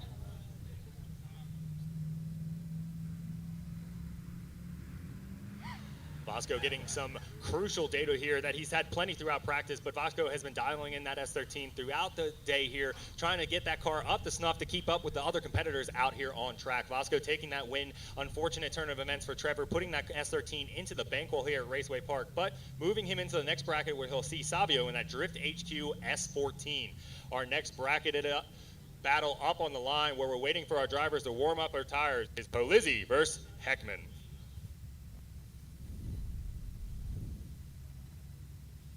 You can see our drivers hanging out back on the grid straight here at the road course at Raceway Park. These guys are poised and ready to warm up their tires. We're waiting for our next bracketed drivers to enter that burnout box. At this time, any bracketed drivers that are not out in the hot pit, I need you to please work your way out to the grid immediately.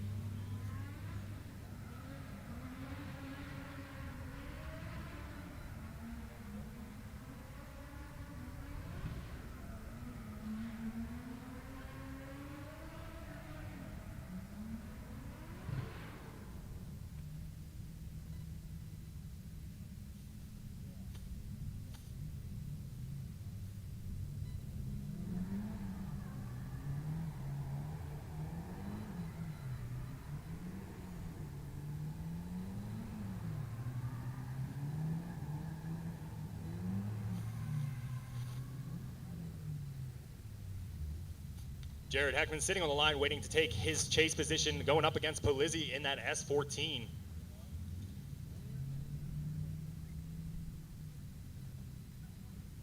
That SR-powered S14 going up against that red RB-powered S14 of Jared. Polizzi sitting in that lead position, waiting to wiggle his way through the chicane to take the first half lead lap of this battle here at Raceway Park, the Gambler.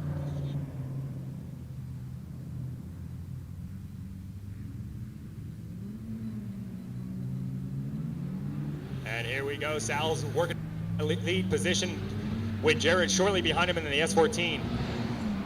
That SR20, S14 leading the way as Jared's RB S14 trying to clean up the proximity as both drivers working their way through outside zone number 1. Polizzi a little bit of a weird transition going out of outside 1 into 2, but holds his composure down as Jared's trying to clean up that proximity going in to that first inside clip. Polizzi doing a good job keeping that SR S14 out and drifting throughout the course here, but Jared Heckman starting to close the gap up as that RB screaming shortly behind him. Both drivers work their way into the hairpin here in outside zone number 5, and Heckman's trying to put the pressure on. A little shallower line of Polizzi in that SR car, nice and tight, up and across that reference point, up to the bank wall. Polizzi avoiding that last outside zone, but Jared Heckman avoiding collision and keeping his composure and out of the door of Polizzi's S14 and across the finish line here at Raceway Park. Definitely a solid first half of the battle here. Polizzi avoiding outside zone number 1. You can see it here as Jared trying to give him a little bit of a space to figure out where he's going to position that S14, as Jared's RB-powered S14 trying to clean up that proximity for the majority of the lap, as Polizzi did a little bit of a guessing game when it came to his line work, but completed the lap nonetheless. nonetheless. We're going to have to rely on the judges' score to see where we stand here.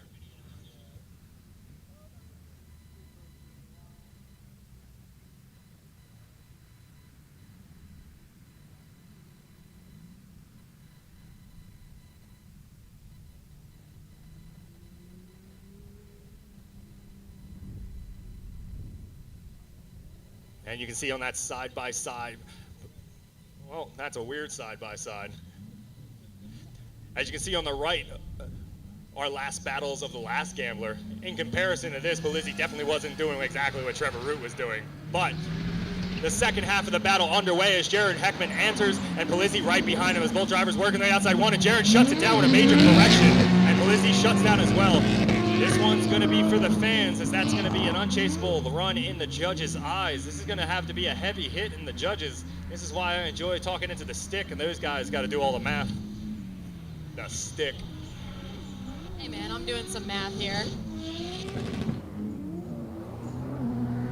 All right, here our drivers come around the hairpin, a little bit far off for our lead driver as they transition up into the bank turn. And he does leave him a little bit of gap. He is pretty low as Heckman rides the wall there. Like I said throughout practice, Jared Heckman is more than capable of throwing down what is necessary to get him a win in this battle. Polizzi working that SR20 as best he can, but Jared, unfortunately, you can see with the replay here, a major correction going into outside zone number 1. We're unaware of what happened there, but he did clean it up, but unfortunately, not giving Polizzi a lot of room to drive behind him, and it's not an ideal situation as the lead driver in competitive drifting. Polizzi doing a good job throughout the course here, keeping the car under composure, but him himself not necessarily going through the checklist the judges wanted to see. We're going to have to lean on our judges here to find a verdict of definitely a weird battle here of Raceway Park, the Gambler.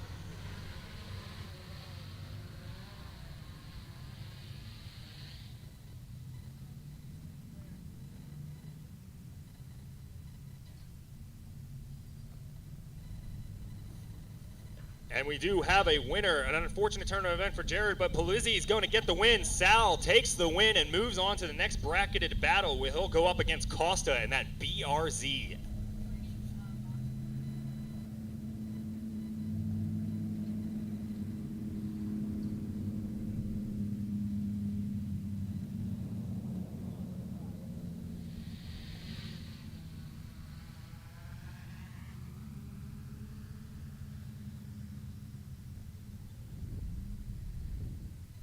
We're just getting our drivers ready here to make sure they have the proper tires on. We have 2 more battles in this bottom bracket before we can get into our top 16. We're going to have Bosco going against Silva. Bosco was a winner of that battle between Trevor and himself, and he will battle our 15th place qualifier Silva to decide who gets to go in that 15th spot on the bracket. Then Polizzi will do the same thing against Costa to decide for the 16th spot. Not only are these drivers battling it out to get into the top 16, but once they are in the top 16, there has been awarded the Let It Ride tokens thanks to our Let It Ride sponsors. These sponsors have awarded tokens that can double their value with each bracket win that our drivers capable of going through. A big congratulations to Trevor Root taking home that Flipscode Let It Ride. Oh, Drift HQ, Duarte taking home that Drift HQ Let It Ride token. Also, Jimmy Revert holding on to that Freedom Motorsports. A big shout out to South Bay Fuel Injectors throwing a little love at Jabbar Ramos, and East Coast Drift School up in Bruno da Silva. Hey, the 2 gentlemen standing with the best seats in the house. I need you on the other side of the fence. I don't know if you boys noticed there's a fence there. That is for a reason. Would be really great not to have to lift a car off your forehead. Thank you for complying.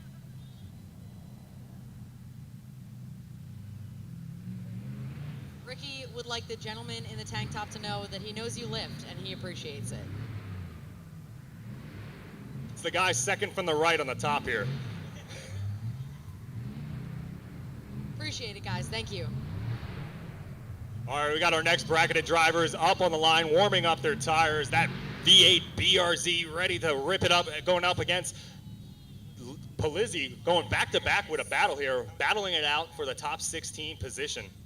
Costa with that BRZ, I believe it's a V8, I don't know if it's supercharged, but definitely a V8 BRZ. That thing has been flying throughout practice. If he can land that car within the outside zones and check off the checklist as the judges want, he's definitely going to be a threat. Polizzi definitely having a weird battle in his last showing with Jared, looking to make his improvements here, taking the chase position, but now Costa with that BRZ to lead. All right, and away they go. Costa enters nice and wide, getting right to the edge, if not off track of outer zone number 1. Polizzi's giving him a little bit of room there as they transition down outer zone number 2 and out to outer zone number 3. Costa does a great job there as he transitions with not a ton of angle into that inner clip as they come around to outer zone number 4. Oh no. Polizzi looks like he is hung up there a little bit as they both come into outer zone number 5. Costa really get right at the edge of outer zone number 5 as they transition over that reference point and up into the bank wall of outer zone number 6. Again, Polizzi just giving him a little bit too much room there, in my opinion. Yeah, it looks like that SR20 underneath the hood of Polizzi's S14, just not enough sauce to keep up with the BRZ of Costa. Costa also going into that first outside zone number 1 with a lot of authority, setting the pace and the momentum for the entire lap. Polizzi tried to do a little bit of a catch-up on down the straight, and you can see where he just have to sacrifice a lot of angle and some choices to try to make up. A little bit of too much of a bite going into outside 4, and unfortunately just throwing it away for Polizzi going up against Costa and that BRZ. Both these drivers will flip their positions, work their way back up to the grid where Costa and that BRZ will take the chase, and Polizzi will now lead.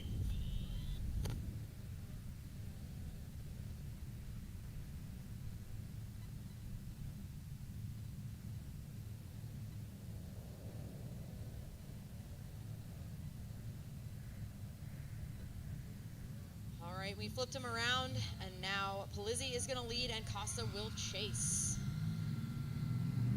And away we go. Looks like a clean start as Polizzi enters right around that 2-cone. Nice job there, getting all the way out to the edge. But Costa is not giving him any room as he tries to stay glued to his door. Polizzi does leave that first outer zone really, really early and just barely kisses that second outer zone.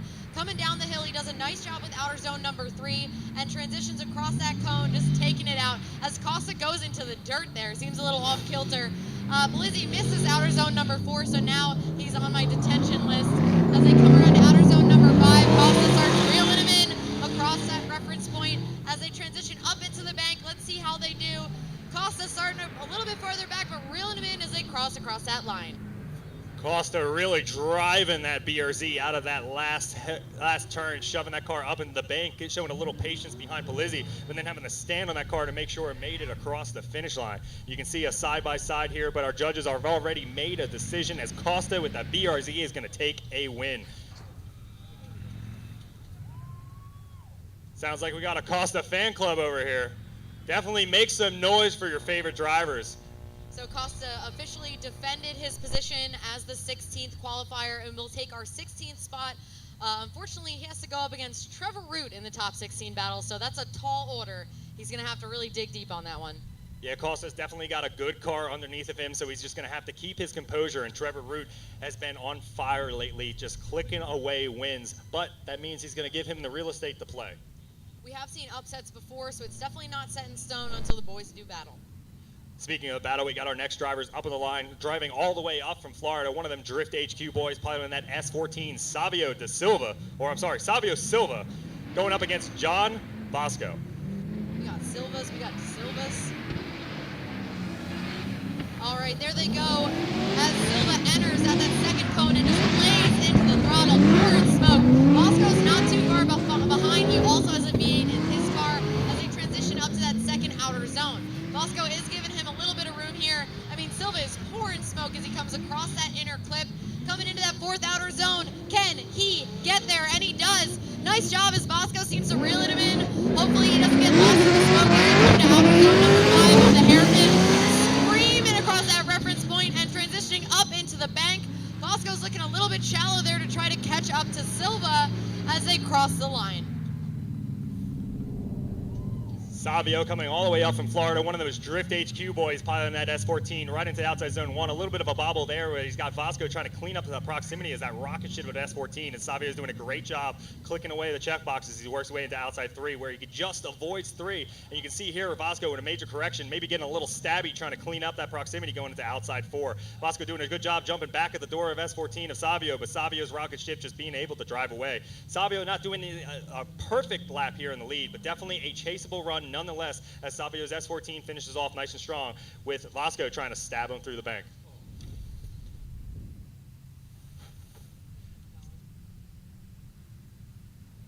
Savio pulling into that chase position back up on the grid where you can see that repurposed drag tree. We're using a drag style pro tree with a yellow and then the green illuminate, allowing our drivers to then lead the grid. Our lead driver must navigate through that chicane, allowing our chase driver to gain the proximity and positioning going down the straight before our first and last initiation point. All our drivers must initiate before the last green cone on the straight, but not all of our drivers even care about that as they initiate well before, almost at the yellow barrels down the straight, well before a judged area. But they like to keep it spicy, and here's the second half of this battle here as John Vasco taking that lead position going up against one of them Drift HQ boys, Savio piloting that big V8 S14.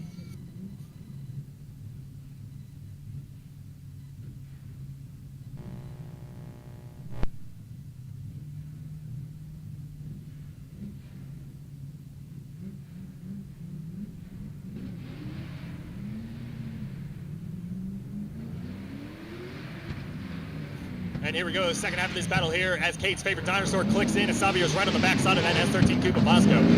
Both drivers working their way through outside zone number 1 as Vasco is trying to get onto the outside line now as both drivers rotate back up to outside 2. Vasco a little shy as Savio's giving a little bit of room as they work their way to outside 3. Vasco gets into that clip as Savio's now falling a little bit behind as Vasco's starting to put the power down, working into outside 4. Vasco super deep as Savio drives to the inside and makes the pass. Please pass him. Oh my God, and Vasco passes him back. Savio jumps right back to the side of Vasco, and it has nothing to do with competitive drifting, but that's entertainment. I don't think we've ever seen a pass in competition, Mike, but that was a clean pass. And if the lead driver is that far offline, you are allowed to pass him as long as it's clean. On an inner. Okay. There's more information here. We're getting more information. Regardless, the judges are going to have to take a look at that. That looked as if it was 4 tires off. Which would be officially a 0. 3 tires off is a 0. So the judges are definitely going to take a look at that entrance into outer zone number 4, and I think that's going to weigh really heavy into this battle, unfortunately. So as you guys can see on the side-by-sides at home on the live stream, you can see Vasco shoving it down into outside 4, but unfortunately with 3 tires off, that will be it, and that will end the run. There is no longer a judge criteria as Vasco would get a 0 for having 3 tires off. Now, nonetheless, super cool to watch those guys battle it back out for position through the hairpin, so a big round of applause for both Savio and Vasco, but unfortunately, that will give the win to that Drift HQ S14 as Savio working his way into the top 16.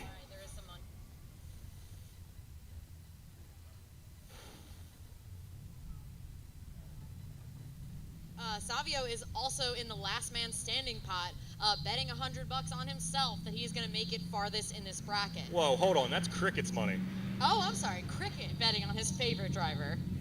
He might have 3 favorites because he did give me a stack of money earlier. Oh, what? Cricket didn't give me any money. I mean, I'm not allowed to keep it. It's the last man standing pot. It goes to the last man standing. We'll see how the rest of those Drift HQ boys go without Cricket giving me any money. But if you guys are new to the Gambler, those last man standing bets are for our drivers. That is a complete complete side bet, Mike, I think is what you're going to say. Yeah, that one. A complete side bet as our drivers or anybody that's willing to, they can throw in $100 for any driver. That driver, if they win, or as I say, the last man standing, they don't have to win the event. They just have to be the last man in that pool to be surviving throughout the event, and they take the entire pot. Now, they can choose to give back the money or split the winnings with whoever paid for the driver, but that's between them and their driver. So we have a plethora of drivers with $700 of extra money on the line? $700, Mike. It's really heavy. It just turned out on the left side of the bracket with a lot of the drivers putting money in the pot. Silva is the only driver on the right side of the bracket that put money in the pot. But really, the bracket doesn't matter a ton. They just have to be the last driver, the driver to make it farthest in the bracket, and they'll pocket all that $700 on top of money they could also potentially win. Yet not only are they capable of taking home the big checks if they're standing on the box, but they also have all the Let It Ride tokens. A big shout out to Flipsco, Drift HQ, Freedom Motorsports, South Bay Fuel Injectors, and East Coast Drift School for supplying the Let It Ride tokens for this round. All those Let It Ride tokens happen to be randomly awarded to our random qualified positions before qualifying.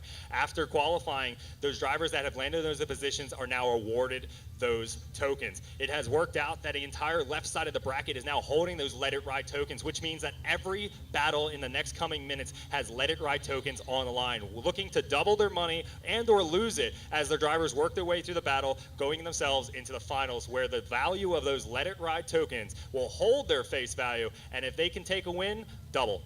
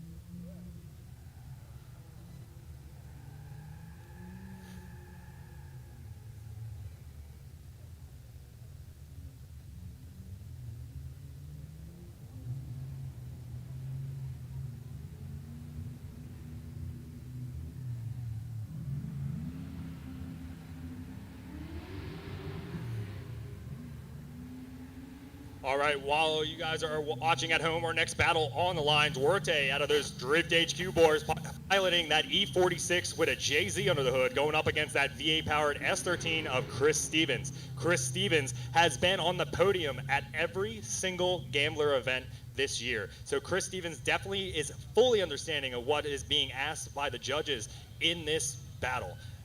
Duarte coming all the way up from Florida. Him and his crew driving up throughout the night last night and getting here late yesterday have got the car dialed in, and this rocket ship of a BMW is ready to do battle here as it takes its lead position, wiggles through the chicane here down the straightaway as Chris Stevens goes to chase. Getting right into it at Drift HQ E46 of Duarte going into outside zone number 1. A ton of tire smoke coming out of that JZ-powered BMW as they work their way into outside zone number 1. But Chris Stevens with that VA-powered S13 right behind him transitions right to the side of that E46 as Duarte doing a great job working his way into outside zone number 3. But Chris Stevens right in the smoke trail as he jumps at the back bumper of the E46, and you see the rocket ship of that BMW blazing his way into outside 4. But Chris Stevens not shortly behind him.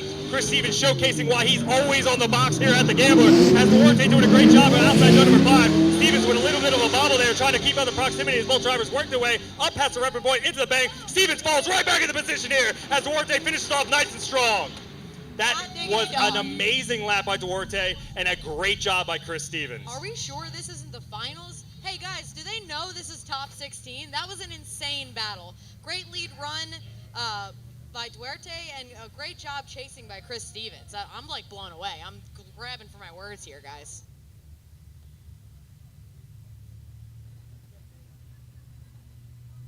As you can see on the replay at home on the live stream, Duarte doing a great job navigating, keeping a lot of throttle control and manipulation throughout the entire course with that E46. But Chris Stevens barking as much as he can. This car is already on the limiter at all times, so I know he is driving it, trying to keep up with that rocket ship of that Drift HQ E46 BMW of Duarte.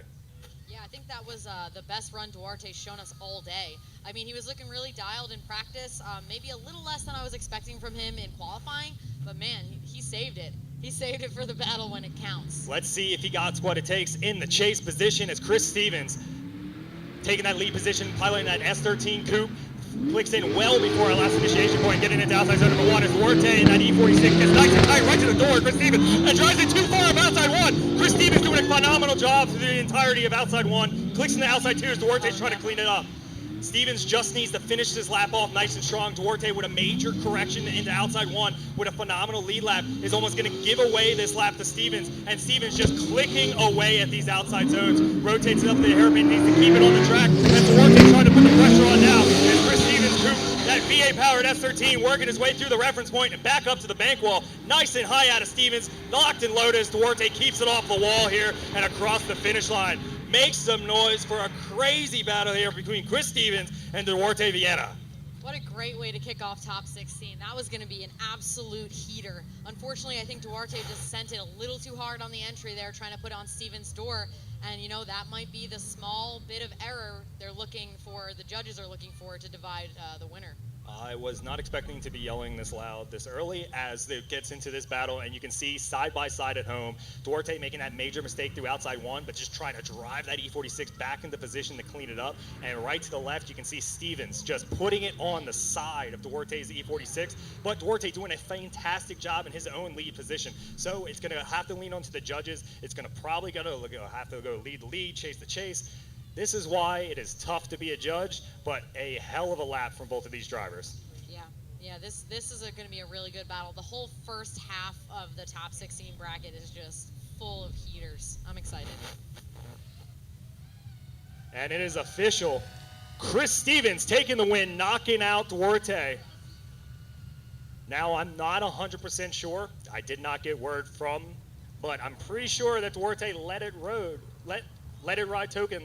He let it ride, yeah? I didn't get any naysay. I didn't either, Mike, so we're going to assume that he let it ride there, which is what we like to see. There's only one guy in history who didn't let it ride, and he's sitting up here in the judges' sitting tower. right next to us. I wanted my gas money. They are allowed to keep the token, so we'll have to take a look at that. But our next battle is, they're ready. They're sending them. We have Jimmy Revert and Jabbar Ramos. Revert is leading. Yep, he's leading. And Ramos is going to chase as they come into the first outer zone. Revert right at the edge of first outer zone as he transitions into the second outer zone, filling that completely, going a little off track there. And completely misses outer zone number 3. Big puff of dirt from Jabbar as he tries to avoid that. Revert coming into that fourth outer zone really nicely, but his bumper's hanging off as he comes into the fifth outer zone of the hairpin.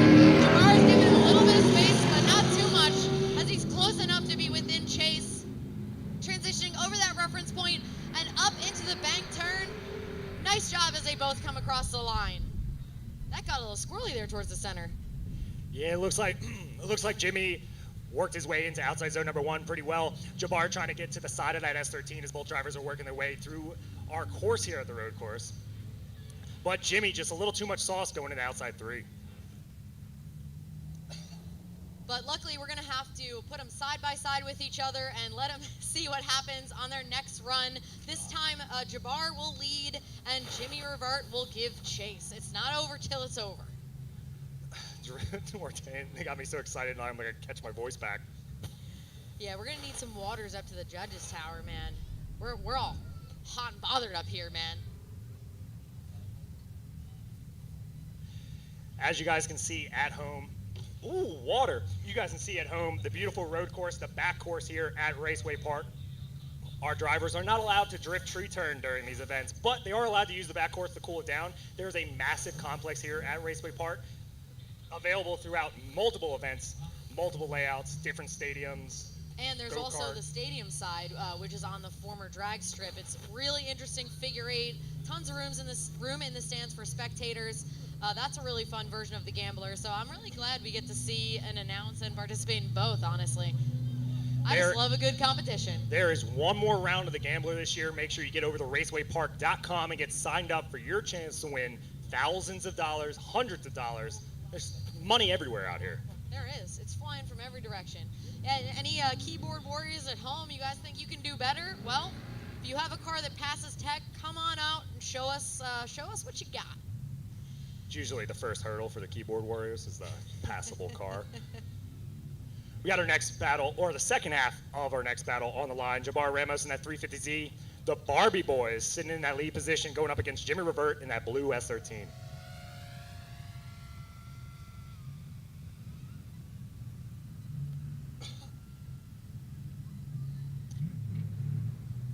The lights are out, and here we go. Jabbar is leading, and Jimmy will chase. Jabbar enters right at that first cone, and Jimmy enters at the same time, getting wild. Jabbar doing a good job getting the outer zone number 1. Let's see if he can keep it there, and he does pretty well. But Jimmy's right on his door as they go into outer zone number 2. Coming down the hill, Jabbar does a nice job of getting very to the edge of outer zone number 3, transitioning across that first and only inner clip, and coming around to outer zone number 4. Great job by Jabbar getting all the way to the edge of that zone, but Jimmy's right on his door, not letting him have a single inch as they come into outer zone number 5 on the hairpin. Jimmy is absolutely glued to Jabbar's door as they transition over that reference point and up into the bank turn. Oh my gosh, they are glued side by side coming across the finish line. Great job there. That's second battle. That was on point. Jimmy definitely starting to put the pressure on across the finish line, going up against that pink 350Z of Jabbar Ramos. Jabbar having an engine failure at the Stadium Gambler, with a new power plant underneath the hood. He's looking super solid in that lead position, but Jimmy's just right there, right behind the 350Z of Jabbar. Jabbar looking not as solid going down into that in his chase position, but Jimmy definitely not giving him the lead lap that he deserved. We're going to have to lean on our judges for our final decision of this battle between Jabbar Ramos and Jimmy Revert. And thanks to our drone pilots, we have this really sweet side-by-side where the judges can utilize that to determine where each driver may have made a mistake or maybe did better than the other driver, so they can determine a winner. And hey, it's a damn good view for the viewers at home as well. Yeah, there's a bunch of guys and girls out here in the bleachers at Raceway Park with their phones out watching the same drone footage so they can get an entire scape of the entire road course here, which is a massive complex at Raceway Park. But we do not have a winner. It's going to go one more time. We're going to see a one more time battle between Jimmy Revert holding onto that Freedom Motorsports Let It Ride token and Jabbar Ramos hanging onto that South Bay Fuel Injector Let It Ride token.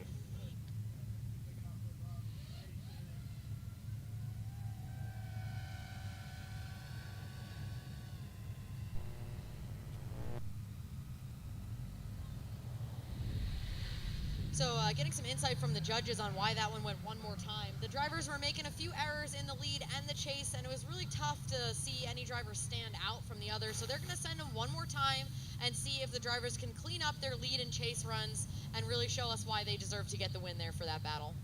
Kind of a lucky break for Ramos as he's holding on to some Let It Ride, or I'm sorry, Last Man Standing with also Let It Ride tokens. So he's got $100 of spare money that could potentially be $700 if you take a win.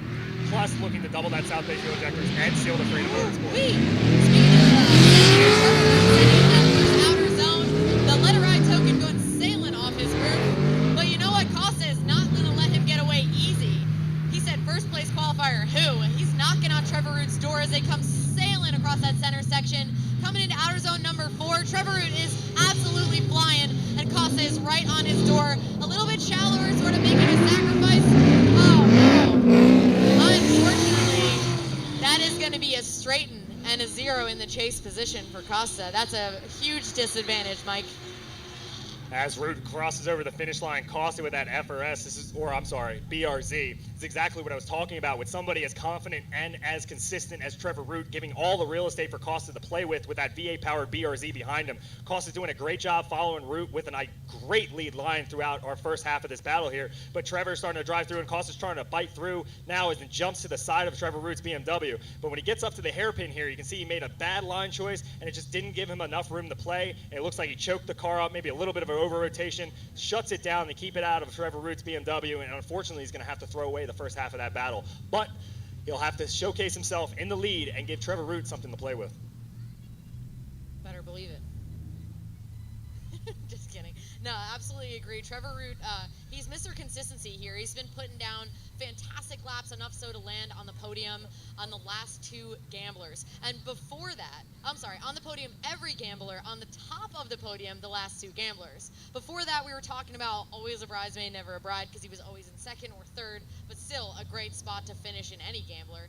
Except the last 2 times he was like, excuse me, you can go ahead and eat your words as I'm standing on the top here. He's got a bunch of competition practice under his belt and some other competitions as well. I think he was doing US Drift to earn his pro spec license, so this man's been throwing it down.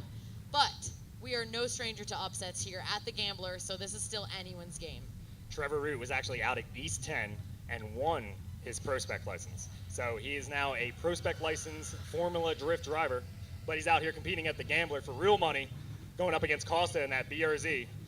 Second half of this battle about to go underway with Costa taking the lead and Trevor Root to chase. The lights are out and away we go. Costa entering right at that first cone, but Trevor Root is right on his door. Coming in nice and smooth out of zone. Costa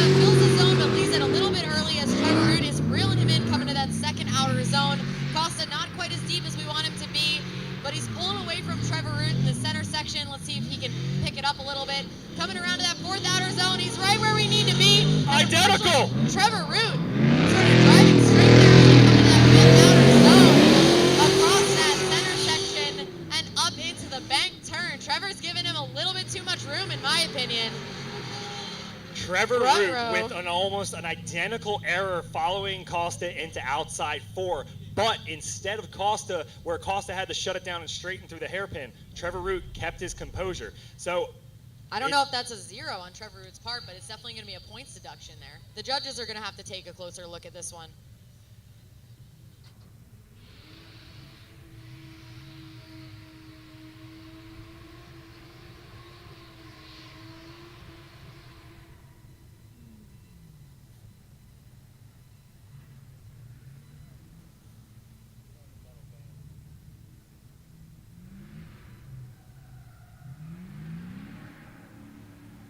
And we have a decision. The judges are done deliberating. And Trevor Root gets the win. Trevor Root gets the win. Unfortunately, that complete straighten from Costa would be a 0 in his chase position. So Trevor Root will get the win there in spite of that error he made in his chase position. Unfortunately, a straighten overrules that. So. Yeah, you can see here with the side-by-side replay where on outside zone 4, both drivers just overbit the angle and had to drive it off, where Root had to drive his angle off and Costa shut his down on the left side of the screen. On the right side, you can see Root jump back into position and finished off his lap. Definitely not the ideal chase, but apples to apples, it's going to take the win to Root, and he's going to move on, unfortunately ending Costa's day here at Raceway Park the Gambler. We'll have our next battle up on the line. We got another pair of BMWs sitting over there. It looks like we got Silva with the Ice King over there. Who's sitting up to his left? Up against Frito. Here we go. Tim Frito taking that lead position, going up against the Ice King, De Silva right behind him. Bruno's trying to put the pressure on early, but Frito's clicking out to outside 1, nice and tight, as Bruno's trying to put it on the door, but maybe a bad choice is now he's starting to fall behind in the BMW of Frito as he clicks into outside 2. Frito doing a good job holding his composure and fluidity down into outside 3s, as Bruno's trying to do his best to keep up with the E36 of Frito. With Bruno with a big correction as Frito, 2 tires off, 1.5 off, keeps his composure into outside 4, flicks back up into the hairpin into outside 5. Frito needs to keep his composure and Bruno spins it behind him. All Frito needs to do is complete the lap, flicks it down past the reference point, needs to keep it off of the wall here at Raceway Park, and Frito doing a nice solid job to clean up this first half of the battle. Bruno the Ice King, unfortunately, not what we want to see in the chase, but he has to put on his lead run and have to force a mistake out of Frito in the chase. I'm going to need all the drivers to take a deep breath, all right? You guys need to chill. This is competition. We want to see you drive, but we want to see some great driving. Get it together. No more mistakes. Thank you. Damn, she's just mean. Frito's out there putting out a lead lap, trying to throw it down as Bruno's trying to keep up with the E36. It looks like the Frito's just been dialed out. He was out here at Freedom Moose at Club Loose a few weeks ago, out here dialing it in that car. Frito's had this BMW for a long time. I am surprised to still see it out on the track ripping as hard as it is as well. But, you know, it's still anyone's game. They have to do the second half of this battle, and you never know what's going to happen. I'm already surprised, like, 2 battles in, so. Frito's holding on, or is entered into the last man standing pool. And on the other side, De Silva is holding on to the East Coast Drift School Let It Ride token. With a loss here, that token would be awarded to Frito. But if De Silva can pull out a mistake out of Frito in the chase position, then he will double that East Coast Drift School token, awarding $50 to himself to work himself into the next bracket. Then he can continue doubling all the way into the finals. But first, he's going to have to finish off Frito and force a mistake, taking that lead position.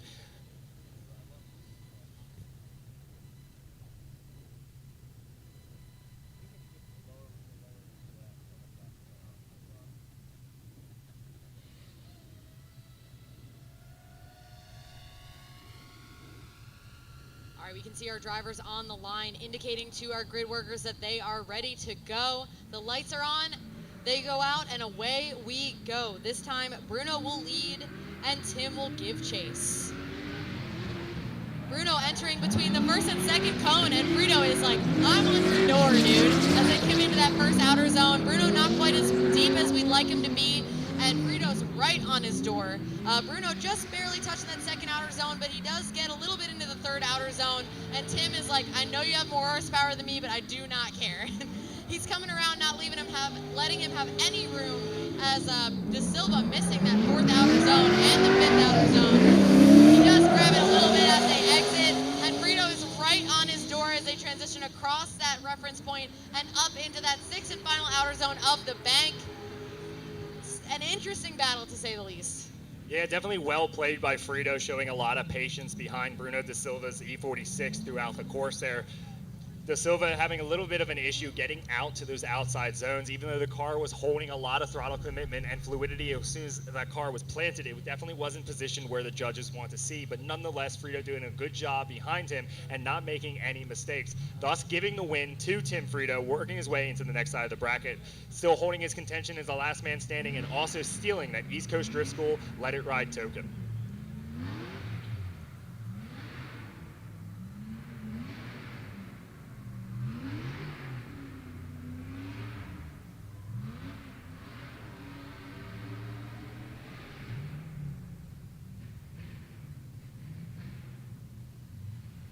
So our boys running a one more time, Revert and Ramos, they're going to hold on one more battle because we have Kenrick Meyer and Silva up on the line. Now these are two equal cars, I'd say. I think Silva makes even more power than Kenrick does. This should be a dang good battle. This is another battle that I was expecting in the finals that we're going to get to see in the top 16. That is the cool thing about the Gambler. There's a bunch of heavy hitters out here with a plethora of different chassis. You can see Kenrick Meyer sitting down there with that supercharged, pro-charged Torque Storm V8 E36 wide body, sitting on a whole bunch of cool parts, SLR, et cetera, et cetera. And right adjacent to him is Savio's S14, a big V8 powered Drift HQ build. This thing is definitely a weapon. Both these guys are more than willing of throwing it down here, and here we go. Kenrick entering well before that first initiation cone, and Savio Silva reeling in as he pours smoke coming to that first outer zone. Kenrick filling that first outer zone completely as he comes up to the second outer zone and does the same. Silva with a little bit of a bobble in the chase as Kenrick comes around to third outer zone, still looking smooth as he comes across that reference cone. And Silva going a little bit off track as Kenrick fills that fourth outer zone, coming around to the fifth outer zone. Kenrick all the way wide, exactly where he needs to be, and Silva, unfortunately, with a mistake there in the chase position as they come across the reference point and all the way up into the bank wall. A few mistakes in the chase position by Silva, unfortunately, but he does get an opportunity to lead and show us what he's got as we flip the drivers around and let Silva lead and Meyer chase. Yeah, Kenrick Meyer is definitely not somebody that is going to not put it where you need to. This dude has been Mr. Consistent as long as I've known him. This guy can qualify with the best of them. So you know that Kenrick's going to put the line that he needs, and Savio is just trying to drive as aggressive as he can, but unfortunately makes a major mistake, runs out of real estate to play with, and then just winds the car up in a mannerism that he can't keep it in drift. That's going to be a major mistake out of Savio, and we still have a whole second half of this battle. It's not over, but Kenrick is going to have a major advantage going into the second half, where Savio is now going to take that lead position with that Drift HQ S14 and have to force a mistake at a Kenrick Meyer V8 powered E36.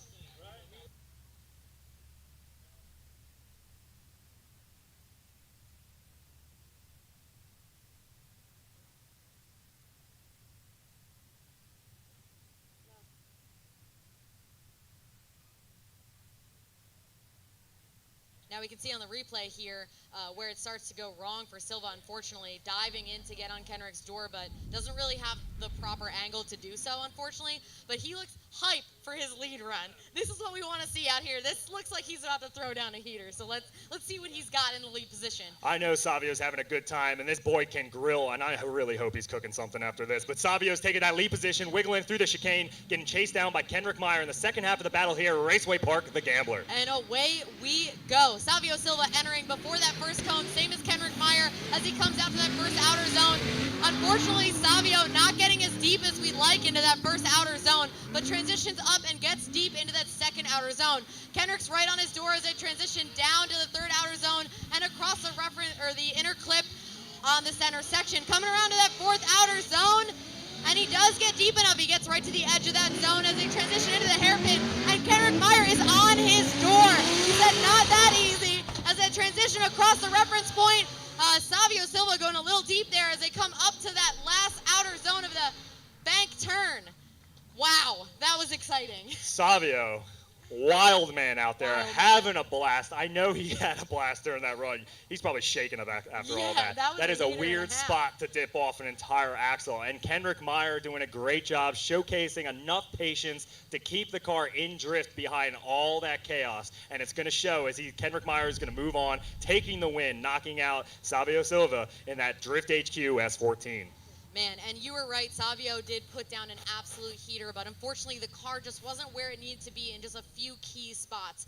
And again, we said this earlier in practice and in qualifying, you can have the fastest, the smokiest run, but if your line isn't where it needs to be, you're going to lose points on the line part of your score, unfortunately. The cool part about the road course here at Raceway Park during the Gamblers, there is 7 judged areas. This is a long course. It is a great road course here at Raceway Park, and these 7 zones give a lot of opportunity for both to make up mistakes, but also to make mistakes. And here you can see just a little bit of miscalculations between Savio, a rocket ship nonetheless, that Drift HQ S14 is going back in the trailer. Yeah, and Kendrick, our number 2 qualifier, you definitely can't make any mistakes against him. He's very similar to Trevor Root, Mr. Consistency, so you can, take him to school by putting down a ton of style like Silva does, but unfortunately you also have to come to school with the basics and be in those zones. But hey, that was a great battle for the fans. And here we go with another.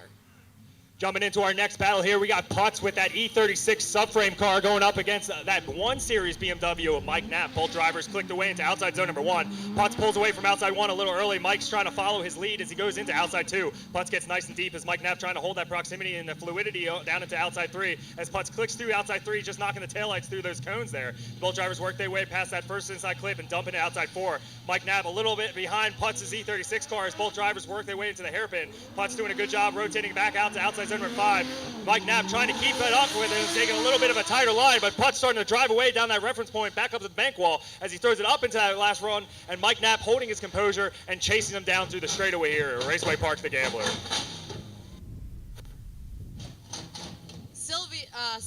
Savio Silva letting the crowd hear it. It's a lot of S's, and I haven't had a lot of water, so you know what? Love that car, though. Big fan. Big V8 guy over here.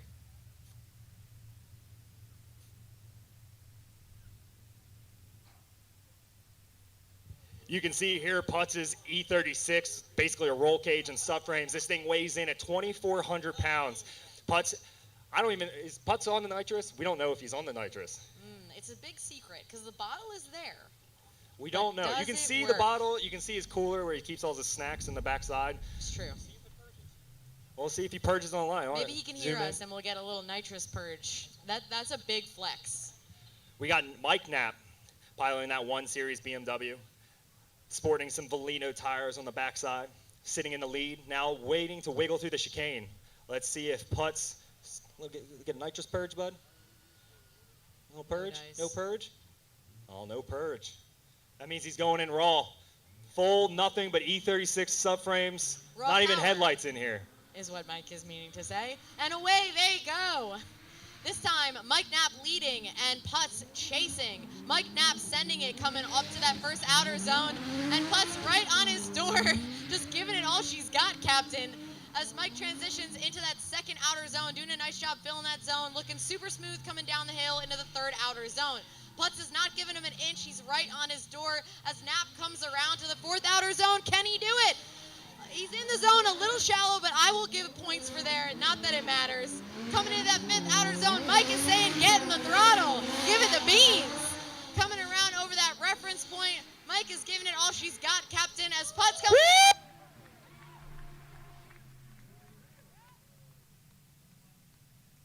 On. Oh, there we go. It's on now. I think we peaked it out with all that excitement. Mike Knapp in that 1 Series BMW giving a lead for Putz and that E36 behind them to put the pressure on.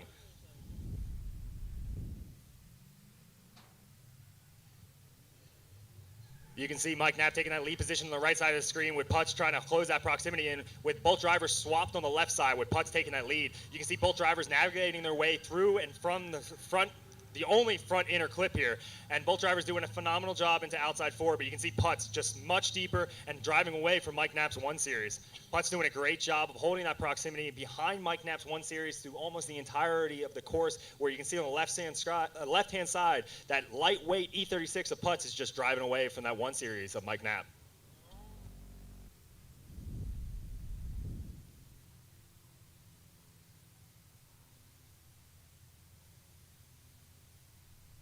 As our judges are deliberating, we got our next bracketed drivers up on the line. It's one more time battle between Jimmy Revert sitting in that lead position with that blue S13 with a V8 under the hood, sitting right adjacent to one of them Barbie boys, Jabbar Ramos, in that 350Z, also sporting a new V8 power plant. Thanks to Committed Service brand. Both these guys are ready to go back at the battle here for their one more time as soon as our judges are done deliberating over our last battle between Putz and Mike Knapp.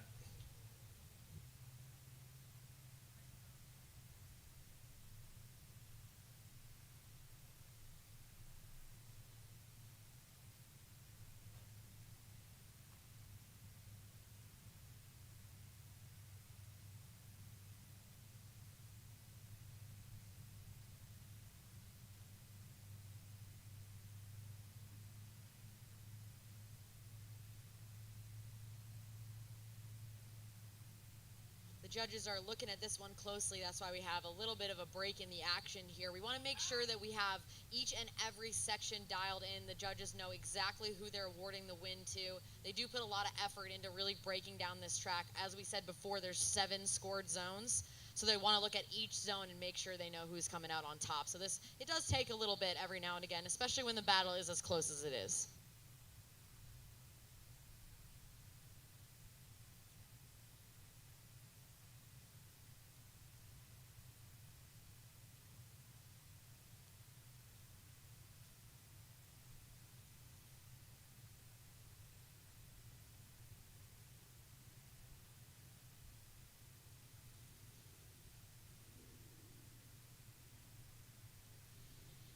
And the verdict is in, unfortunately.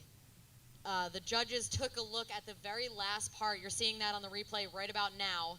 When Justin Putz comes across the finish line, he looks to be driving straight. I think he sent it a little bit too hard, unfortunately, in the bank, a little bit too close on Knapp's door, and then straightened up coming over the line. So Mike Knapp will get the win there. Mike Knapp is going to get the win.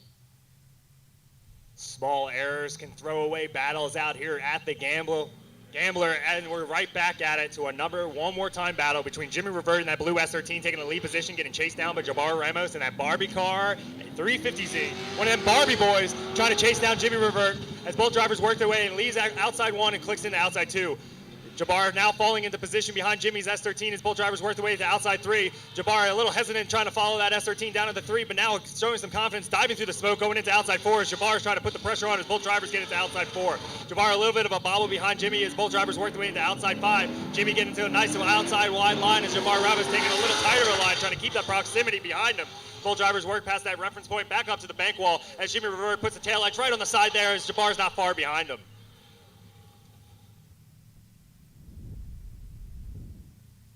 All right, we can see the replay here. Revert sending it right where he needs to be in that first outer zone, but Jabbar Ramos right on his door.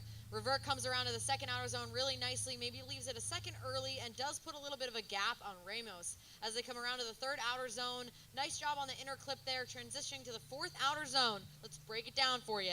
He is in it. He is in it. I would have liked to see a little bit longer, but you know what? That's splitting hairs. Fifth outer zone of the hairpin does a really good job there. Does put a little bit of a gap on Ramos going across the reference point, but Jabbar comes right back up to Revert's door in the bank turn. Definitely a solid lap out of Jimmy Revert in the lead position, but not throwing it away was Jabbar in that 350Z. Now these drivers are going to have to swap back around again for the second half of this one more time battle where Jabbar Ramos in that pink 350Z will now take the lead going up against Jimmy Revert in that blue S13.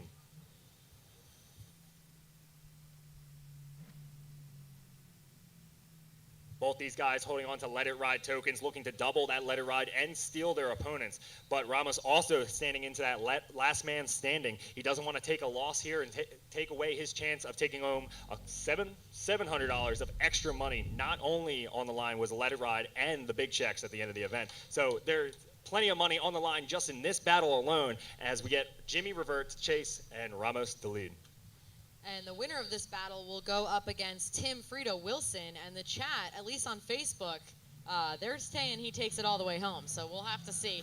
Let us know in the live chat who you think is going to take it all the way to the finals as we get into the second half of this battle with Ramos leading and Revert giving chase. Ramos coming around to that first outer zone, getting a little bit squirrely, potentially even. That's it. That's it. That's a big goose egg on that second. You know, sometimes you just overcook the entry, unfortunately. Sometimes when you yee when you mean to. Yeah, unfortunate turn of events for Ramos as he just threw a little too much sauce going in there, putting into the dirt. Jimmy Revert following him down, avoiding contact, both drivers spinning out through outside zone number 1, and that is going to put the nail in the coffin for Ramos' 350Z, unfortunately knocking him out of the last man standing and the bracket, losing that South Bay fuel injector token, and awarding it to Jimmy, who now just doubled his Freedom Motorsports Let It Ride token to $50. Jimmy's now going to take that momentum up against Frito Wilson, who's holding on to an East Coast Drift School Let It Ride token, who is also in that last man standing, going into the Final Four. I'm sorry, top 8. Grade 8, bottom 8.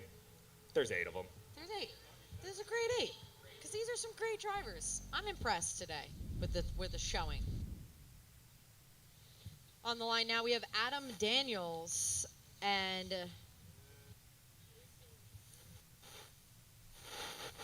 Julian Parenti. Got all crossed up here. Julian, I think he's competed before at Evergreen, and this is his very first gambler going against Adam Daniels, who is a gambler veteran and our 3rd place qualifier. So this should be an interesting battle. We were seeing Julian throw it down in practice, so I'm really excited to see this one. The lights are on, and away they go. This time, Adam Daniels is leading, and Julian Parenti is chasing. Daniels coming around to that first outer zone, getting all the way to the edge of the zone. Parenti giving him a little bit of a gap there. He's going to have to get a little bit closer, and he does in the second outer zone. Coming down the hill nice and smooth, transitioning across that inner clip with Parenti right on his door. Daniels comes around to that 4th outer zone, getting all the way to the edge, and Parenti's doing a really great job of keeping up here as he sucks up to the door of Adam Daniels, coming around that 5th outer zone of the hairpin. Great job staying with him by Parenti, coming across the reference point and up into that bank turn, the 6th and final outer zone. Great job by both drivers. Julian doing a great job in that chase position there, looking super solid behind him. And you can see Adam Daniels clicks in, Team Muskrat clicking into outside zone number 1. Julian shortly behind him, trying to fall back into position as Adam Daniels just doing what he needs to do throughout that entire zone. Clicks into outside 2, and Julian still there, but not exactly where Adam Daniels was. And here's where Julian starts to turn it up. At that front inner clip, he uses that momentum to dive to the side of Adam Daniels going into outside 4. And you can see here where he just started to stand in it, made a corrective, and got to the side of Adam Daniels' E36 and finished off this lap super strong. Julian had a little bit of a bobble in that chase position going up into the bank, but an overall solid showing from Julian and a great lap here from Adam Daniels in the lead.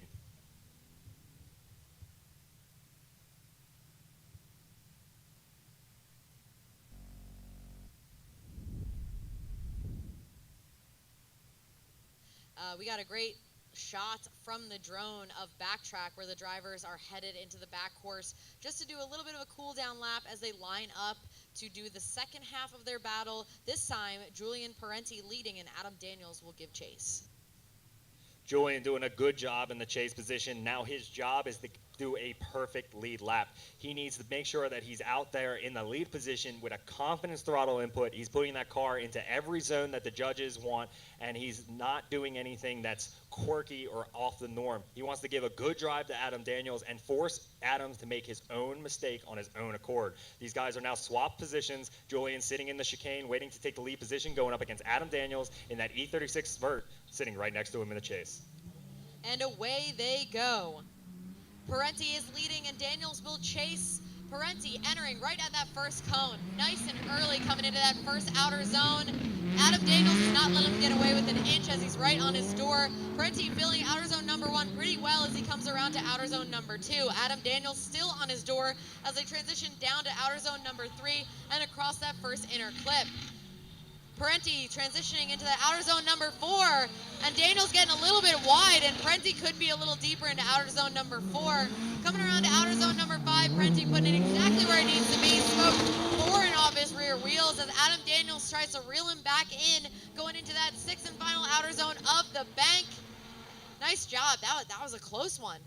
Julian definitely doing a great job in that lead position, giving a little bit of a real estate for Adam Daniels to try to drive through it. Daniels doing a good job navigating behind Julian's S14 through the duration of that lap.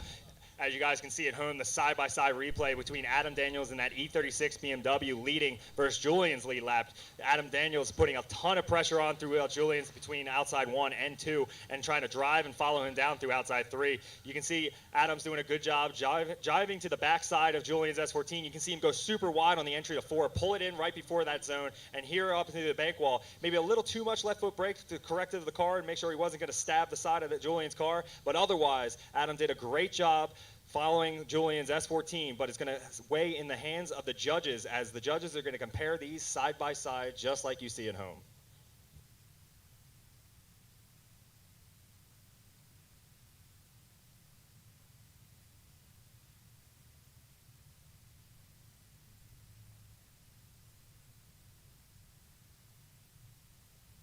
If you guys are just joining us online, thank you for joining us on Facebook and YouTube. Welcome to Raceway Park the Gambler. If you guys haven't already, make sure you show some love to all of our event sponsors. Wander through social as you guys are going through this. Show some love to their drivers and show them that you saw them go out here driving their heart out, burning tires for your own entertainment here. So make sure you show some love for both drivers, the sponsors, the event, and also all the media guys out there in the bunkers and stuff hanging out all day to capture pictures for you guys. We thank you guys, and thank you very much for you joining us online and for everyone here at Raceway Park.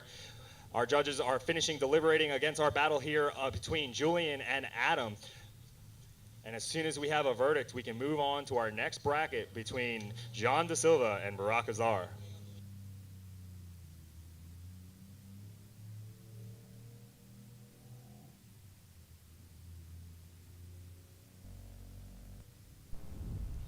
All right, and they do have a verdict here. It's going to be Adam Daniels with the win. Adam Daniels gets the win. The judges giving a bit of an explanation. They just felt Adam Daniels was much more aggressive towards the beginning part of his lead run, just showing us a little bit better of a running there and just barely squeaking him out. But great job by Julian Parenti. Really good showing there as we get right into our next battle. And here we go, John Da Silva working his way into outside zone number 1, but Barack Azar, and John drives it into the dirt. He was doing that all practice. Unfortunately, shuts it down. Everybody looks to be safe and into one piece. John picking up a little bit of a dirt. These guys are going to drive it back to grid, but unfortunately, that's going to be a 0 for John in his lead lap, giving a major advantage to Barack Azar, the other half of the Barbie boys, the Ryan Gosselin of the group. That is not how you want to start it out, unfortunately. Well, for Barack, I mean, that's fine. Well, you know what? A true competitor wants to really whoop somebody just out of sheer showing. Look, rather Barack's than had a technicality. rough couple gamblers. I think he'll take this. You're not wrong. You're not wrong. Now, either way, we're definitely going to have to line him up and go again, and, you know, it's anybody's game at this point.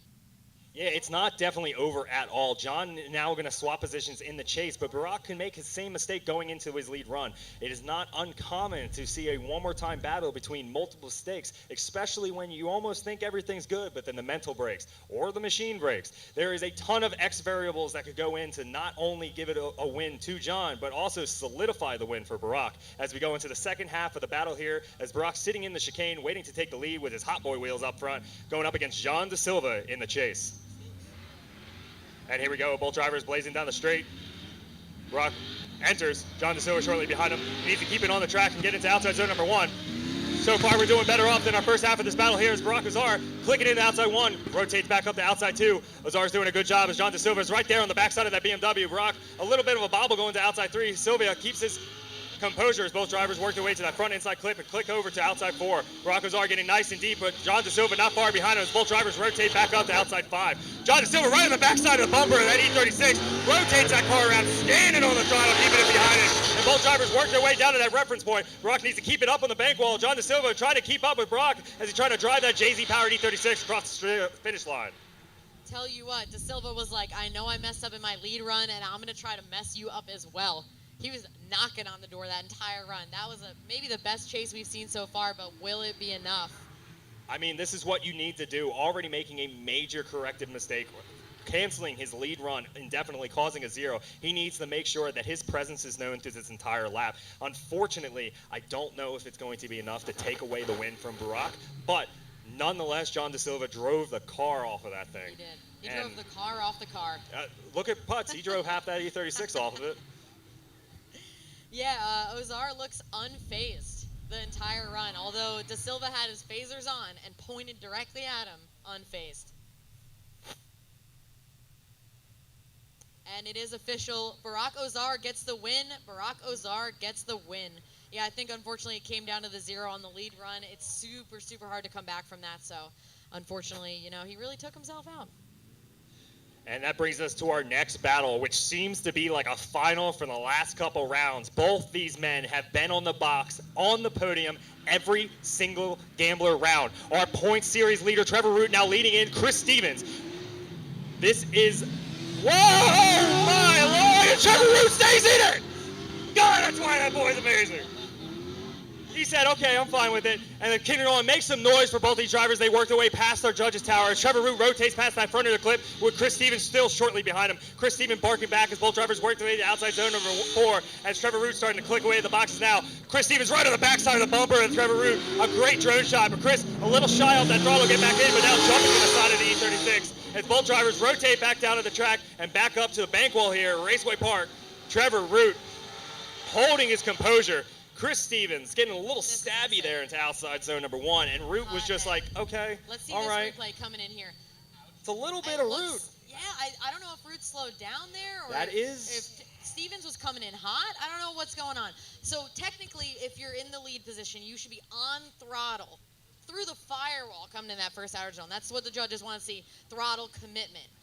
And then the chase driver's responsibility is to get close to the lead driver's door, obviously at angle, but they do have to give him a little bit of room. So it's whether or not Root slowed down too much or Stevens was too much on the attack. Well, it does look like from a little bit of the replay here, and you're going to see it as it stops as Root crosses over the finish line, and you bring that replay back. Root maybe a little too much of a corrective there, trying to keep that car on the pavement. Stevens just unfortunately unwinding the front into Root, and then Root just taking the hit and just finishing off the run. We're going to have to lean on the judge's decision if that's going to be a major decel or if it was on Stevens' fault. But either way, it looks like Stevens is going to call his competition 5 timeout. He is removing himself from the grid, leaving Root up out on the track. So it looks like Stevens is going to take his comp 5 to check over his chassis, and it looks like Root will have to be put onto ice to wait to take the chase portion of his battle up against Chris Stevens. I believe since that is a collision, the judges will have to determine fault.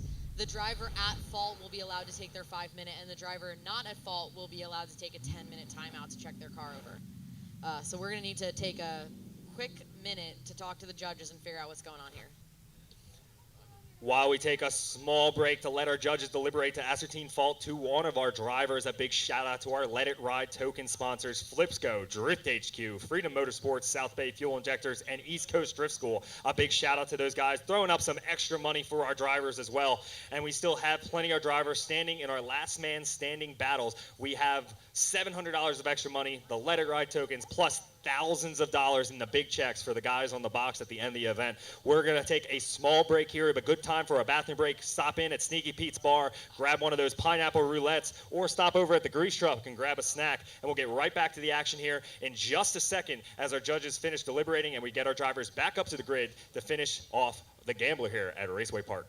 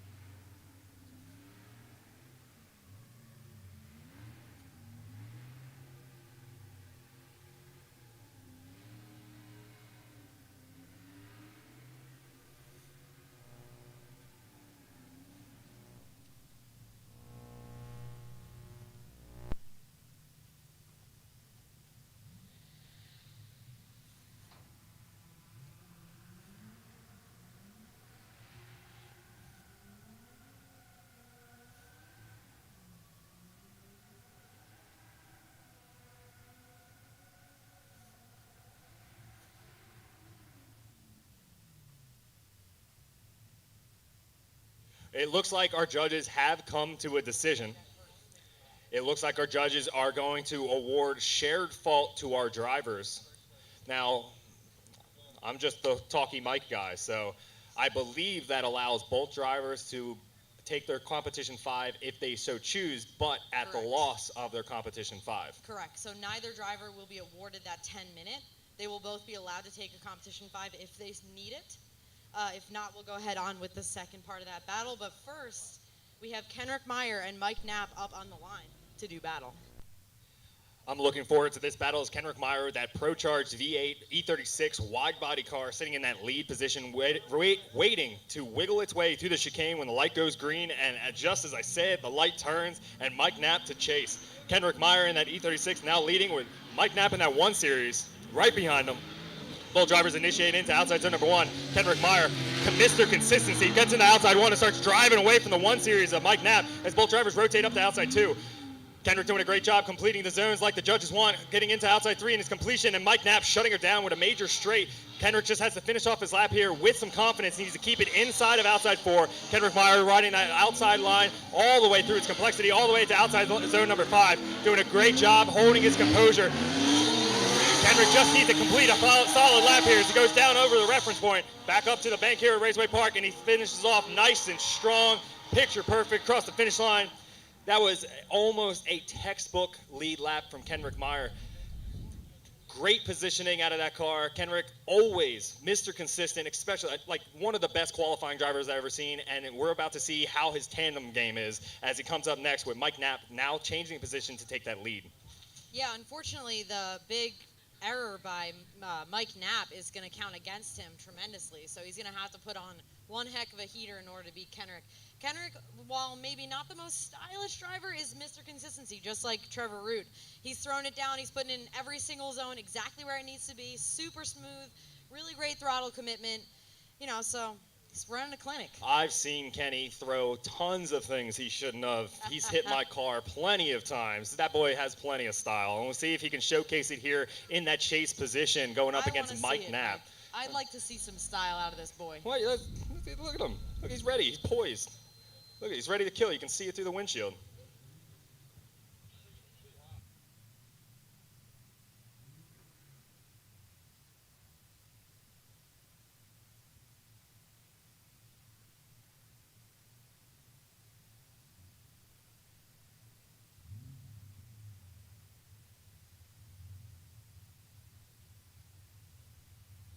All right, it looks like our drivers are ready to go. We're waiting for the green light to illuminate Mike Knapp in that 1 Series BMW sporting those Valeno tires on the rear, sitting in that lead position, going up against Kenrick Meyer with that Pro-Charged V8 E36 in the chase. Both drivers leave our grid with a clean start. Both drivers working the way down the straight. You can see Mike Knapp initiate well before that last initiation point, but Kenrick Meyer right there on the door already before even our first judge zone. Both drivers work their way to outside zone number 1. Mike Knapp doing a great job keeping that car in the outside zone number 1 as both drivers rotate up to outside 2. Mike Knapp clicks into outside 2, tries to keep that rotation in. He needs to stand on it to get into outside 3, and just shy of outside 3 is Kenrick Meyer holding his proximity and composure behind him as he just slightly misses where he needs to be. Both drivers work their way into outside 4. Mike Knapp driving that 1 Series up as Kenrick Meyer jumps through the smoke, surges out to the side of Mike Knapp's BMW. Both drivers work their way to outside zone number 5. Kenrick Meyer rubbing the paint on the side of that 1 Series. Both drivers work their way out, past the judges tower, down past the reference point. Mike Knapp doing a great job navigating that 1 Series up and high on the bank, but Kenrick Meyer right behind him. Woo-wee!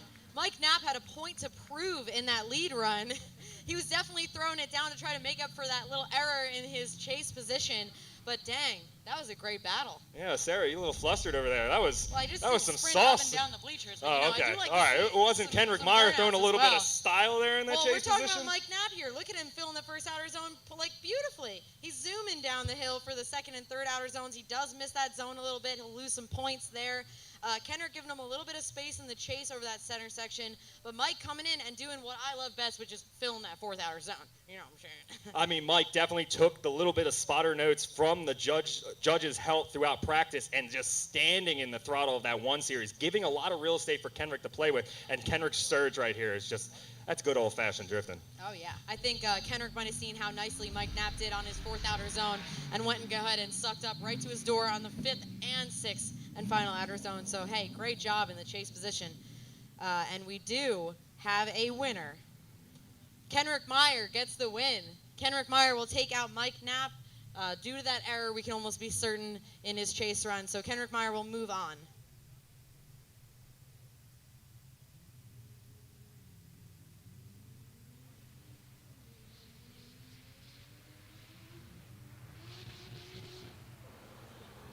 And it looks like we got Tim Frito out on the track solo. We're waiting on official word if Jimmy Revert unfortunately was unable to make it out to the bracketed battle. But we have Tim Frito out on track piling around his BMW E36.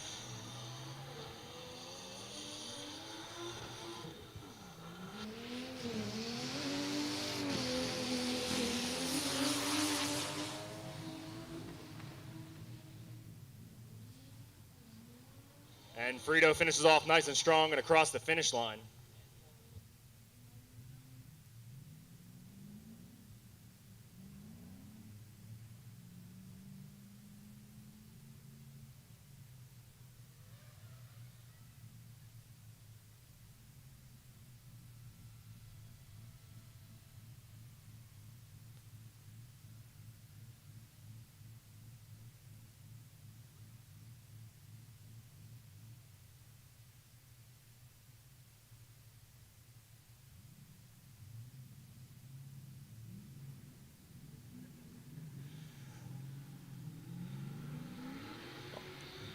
Here we have the second half of that battle between Chris Stevens and Trevor Root. We saw that little bobble on entry by both drivers with the shared fault, but Chris Stevens going ahead and sending that all the way at the edge of that first outer zone, but Trevor Root not letting him have an inch as they come into that second outer zone, and down the hill looking super smooth in that third outer zone, filling that completely. Coming across that inner clip, Trevor Root giving it a nice punt as they come around to that fourth outer zone. Chris Stevens doing a great job in that fourth outer zone. Look at them transitioning simultaneously going into the fifth outer zone. Great job, both drivers all the way in the throttle across that reference point and up into the bank turn. And side by side over the line. Great job. Give it up for both drivers. Make some noise for Chris Stevens and Trevor Root. Both these guys been on the podium every single Gambler event, and now they are seeing battle in the Great Eight. Looking to take one of those final four positions. Chris Stevens in that S13 battling it out with Trevor Root. Both these guys are veterans out here, and you can really showcases it here with that side-by-side. You can see that major corrective, that shared fault between both those drivers, and Chris taking his lead lap, and Trevor just putting the proximity and the presence known that he's right there. We're going to have to lean on our judges for a final decision between that battle, but then we'll get right back to it, and we'll jump into our final fours as we get into it. We're going to have this battle side by side for our judges so they can take a look at that first lap since it was so much farther ahead in competition, so they can make sure to judge each driver individually in each of the zones and come up with their winner.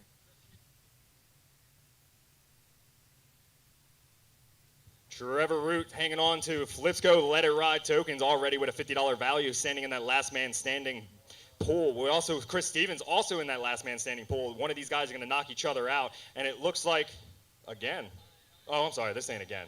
But it looks like these guys are going to go one more time, and they're going to hang on to all their money winnings, their Let It Ride tokens, and they're going to go put some new fresh tires underneath the car, get re-gridded, and see battle one more time before we can move them into the final four.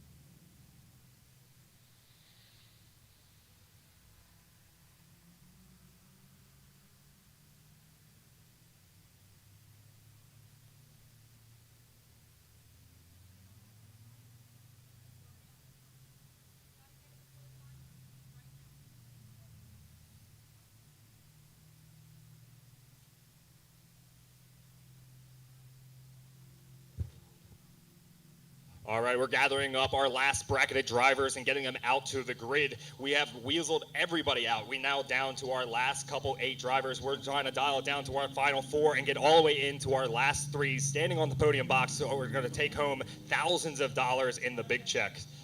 There's still plenty of money on the line with Let It Ride and Last Man Standing. Just hang tight as we gather some drivers up, and we'll get them back on the grid and ready for battle.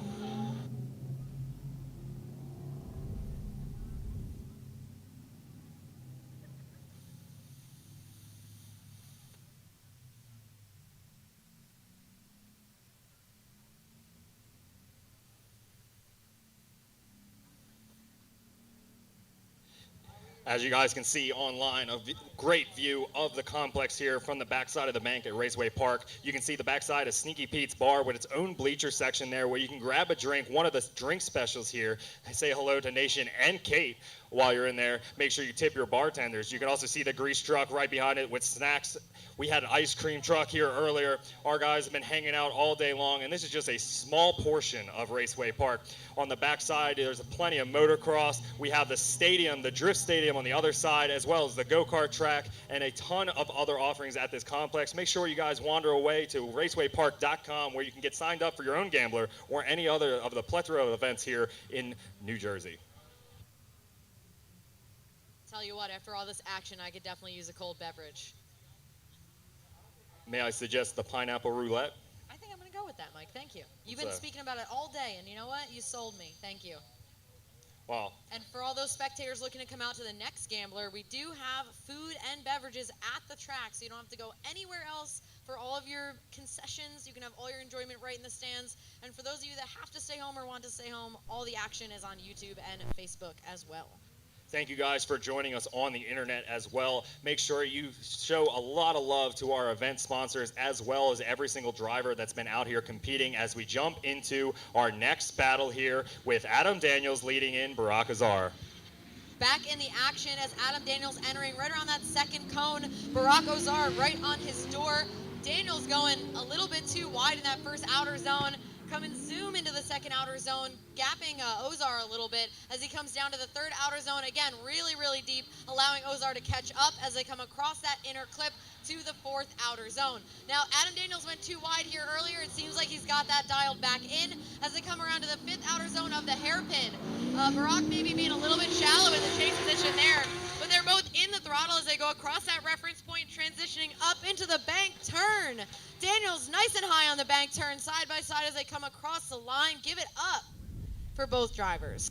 Adam Daniels doing a good job throughout outside zone number 1. He's got 2 wheels off. Okay, never mind.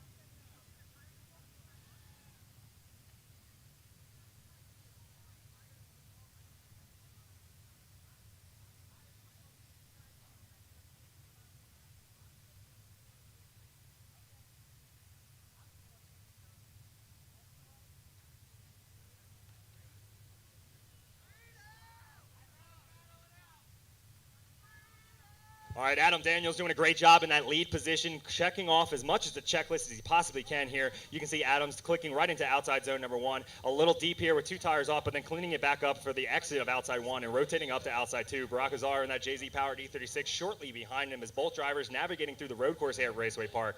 Daniels doing a good job through outer zones 2 and 3 and that front inner clip as he rotates into outside 4, where he takes a nice wide line, keeping it where the judges need it as Barack Azar is trying to pinch back as they work their way into outside zone number 5, the hairpin here at the road course. Barack a little bit of a corrective there behind Daniels E36 as both drivers work away, fall back into position, rotate down to that reference point and back up to the high bank where Adam Daniels finishes off nice and strong with Barack Azar not far behind him.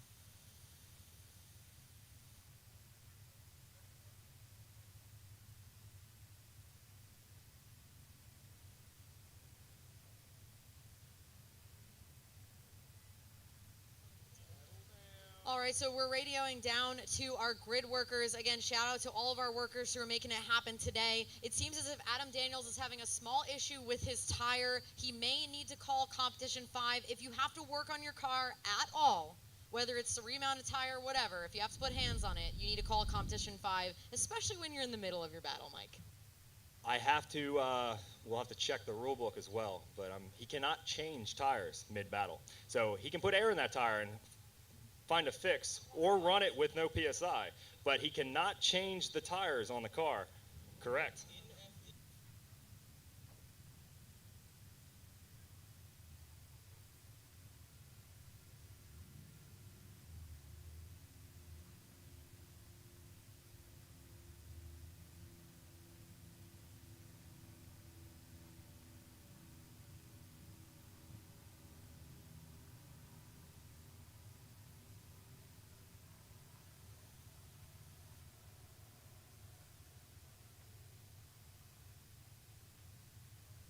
Yeah, so it'll be a little bit of a break in the action as we figure out this situation. And then Did we'll Adam run that Daniels second bring his own one. chair? He may have. He's got a party shirt on, so I wouldn't put it past him. You guys are seeing what we're seeing on the live stream now, trying to figure out what's going on with that car and trying to figure out how we're going to run this as far as whether or not he needs to take that competition timeout.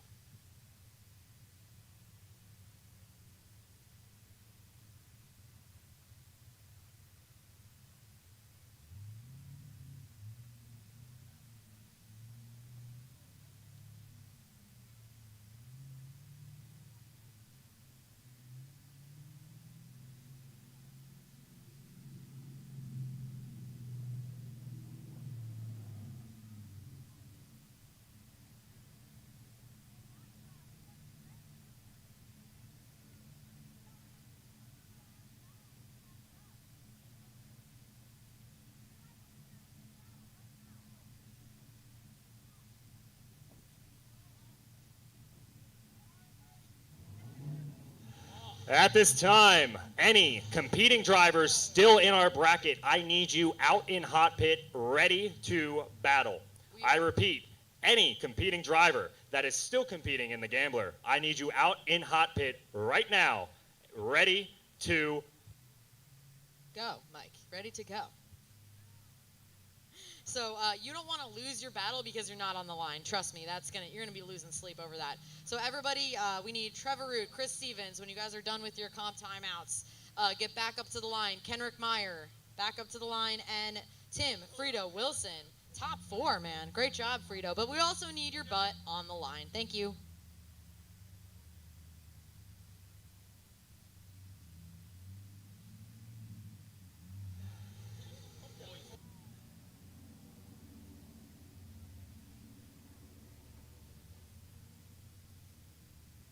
All right, it looks like we may be seeing the end of this tire situation, and we should be able to run the second half of Adam Daniels and Barack Ozar. We also need to run Trevor Root and Chris Stevens will run there one more time to decide who gets to go in the final 4. And then the winner there will battle Tim Frito Wilson. That should be an interesting one. And the winner of this battle between Adam Daniels and Barack Ozar will go up against Kenrick Meyer, your number 2 qualifier. If Chris Stevens can't win here and move on, it's an all BMW bracket at this point. They say it is the superior chassis, although I don't know if I believe them, being an S chassis owner myself. Hey guys, let us know in the comments on the live stream what you think is the best drift chassis. Our judges are yelling IS300. I don't know. I'm going to need some fan input on that one. Ford Yeah. Thunderbird. Barack Ozar is already sitting on the grid right behind that Drift HQ banner and that Raceway Park repurposed drag I know. tree. That Jay-Z powered E36 that Barack Ozar has been torn to pieces. It He has has. driven this thing relentlessly To all hell and year back. long, and he has put it right back to where it needs to be, and he's right back out here in the Final Four. Sorry, the grade 8, battling himself into the Final Four, going up against that man right there, Adam Daniels, sporting that E36 convertible. This Both- thing also has seen It has. it's fair looking. It's got that back end pushed around more times than I can count. You can see the drivers indicating that they are ready to go. The lights are on. The green lights have illuminated, and away we go for the second half of this battle. This time, Barack Ozar leading and Adam Daniels giving chase.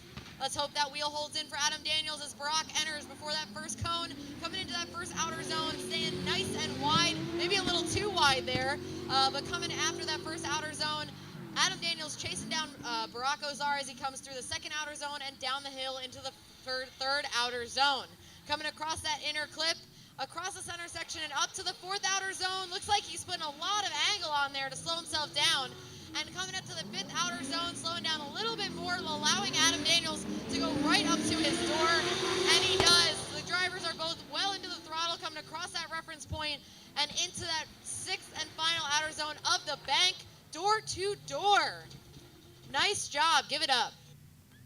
Barack Ozar giving a little love tap to the taillight. It seems to be a BMW thing. A little right before the finish line up at the Raceway Park bank. Adam Daniels doing a great job in that chase position right behind him. You can see a side-by-side here earlier with Adam Daniels in his lead before that tire debacle as both drivers now clean it up. Adam Daniels doing a great job chasing Barack Ozar's JZ-powered E36 through the course here at Raceway Park. Barack clicking off the boxes of where the judges want that car, dives into outside zone number 4, drives out of it just a bit shy, but Daniels with a major corrective behind him. And you can see these side-by-sides are a great tool for our judges here, and we're going to have to wait on our judges' deliberation to find a winner here to see who's going to be the last man into the final 4.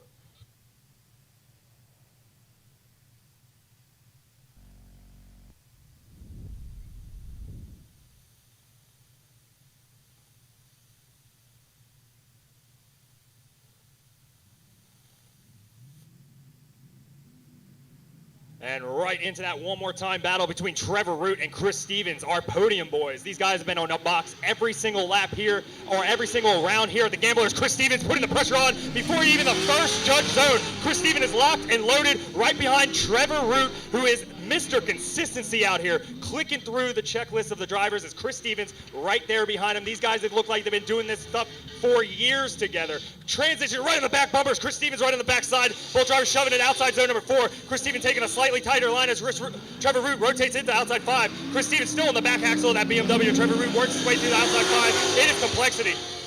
Trevor Root goes down to the reference point. Stevens going to dive through the smoke now and puts himself into position, putting the proximity on to finish off. Super strong here. Make some noise for Trevor Root and Chris Stevens. A hell of a lap here at Raceway Park, the Gambler. Sit back and just enjoy this thing right now. It's Chris Stevens and Trevor Root. Woo! Are we sure this isn't the finals again?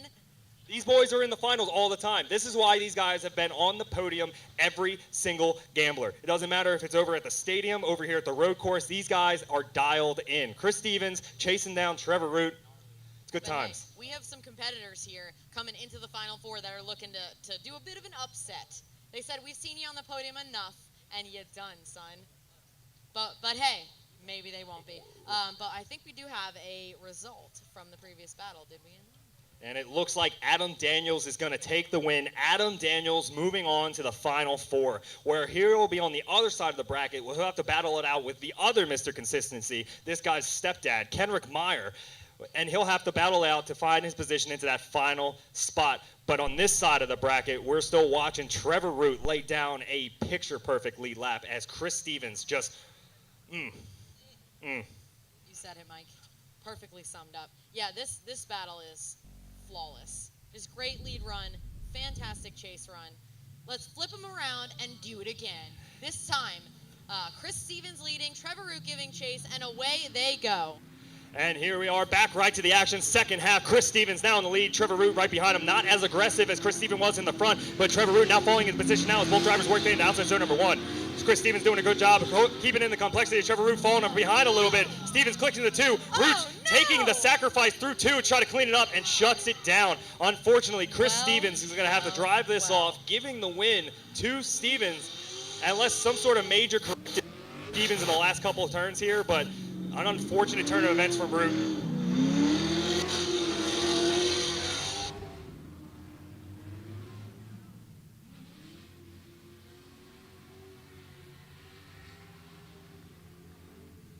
Well, talking about upsets, Mike, it's not over until it's over, and I don't know if it was an error or mechanical failure, but that might be all that she wrote for Trevor Root. Well, all I'm going to say after this is now this entire E36 final is now ruined thanks to Chris Ruined. Stevens, just proving that the S Ruined chassis is for- still Do we have comparable a to David this of a superior chassis here.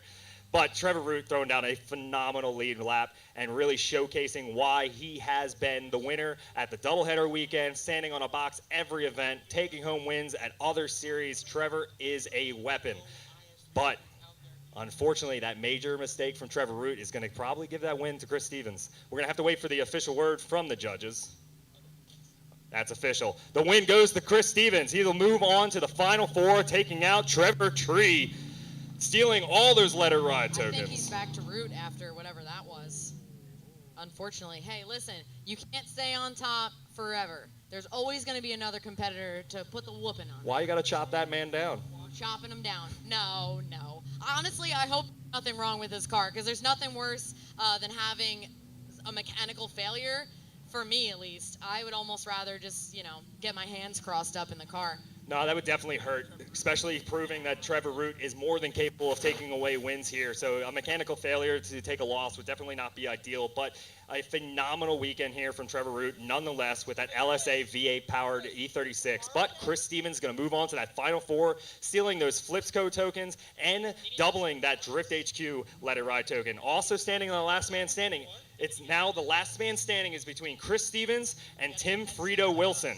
There is $700 of cash going to one of those drivers. Whoever wins that bracket takes away that money and also steals all of the other Let It Ride tokens and gets to bring them into the finals, where they can put it in their pocket or try to double it again with the last win to stand on top of the box.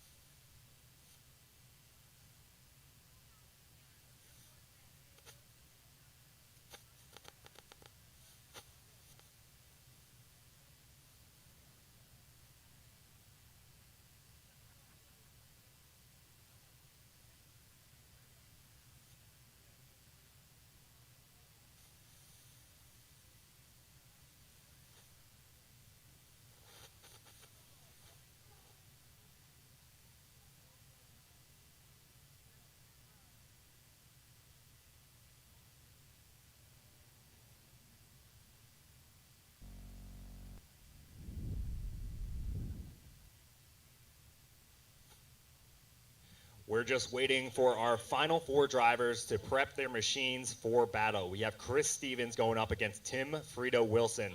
On the other side of the bracket, we have Kenrick Meyer going up against Adam Daniels. Chris Stevens sporting that red S13 with a V8 under the hood. Tim Frito with that spank-tuned turbo E36 going up. On the other side, Kendrick Meyer with that pro-charged V8 E36 going up against Adam Daniels with a V8 underneath the hood of that E36 vert. These guys have been battling it out all weekend, showcasing they're more than capable of taking away a win here. And we're going to find out who's going to be standing on the podium here at Raceway Park the Gambler momentarily. Stay tuned as we get right back to the action. And thank you guys for joining us both on YouTube and Facebook and here in person at Raceway Park. We'll get right back to it in just a second.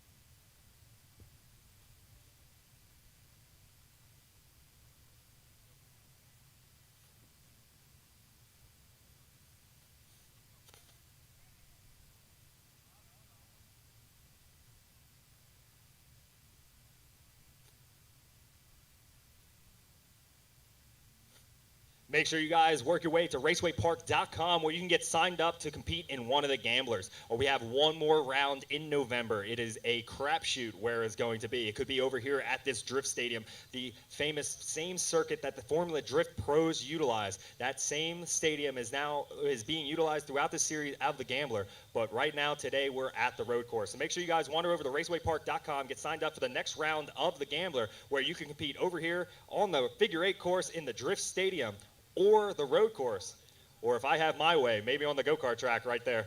We did get a comment for go-kart track in the chat, so someone may have been reading your mind, Mike. Hey, That guy's a genius. I wouldn't put it past them, but we're getting a nice bird's eye view of the figure 8 here. I just think it looks so cool. I love the Drift Stadium. I honestly can't pick a favorite, though, between the Drift Stadium and the road course, which we're hanging out on now. Yeah, the entire complex here at Raceway Park is massive. There's motocross going down on the left-hand side. You can see all the parking available for the motocross there. As we start to pan over to the left, you can see all the motocross going on. There was open practice earlier today. Guys were riding through, but now they're just wetting the track, doing some track maintenance. And as that lot has now emptied out, and we are just panning through to the massive road course here, multiple layouts. Club Loose runs multiple fun events out here, bash events throughout the entire year. Guys, make sure you wander over to racewaypark.com. Check out everything this facility has to offer. It is the greatest place on earth. I spend all my weekends here, Mike, because partially I have no life, and partially I just love it. There's a bar. It's actually right there. What more could you ask for? First, dirt bikes. Second, drifting, sideways burnouts. Well, is there a shower? There is. Is there a bathroom? There are showers. There are bathrooms. There is food. There are beverages.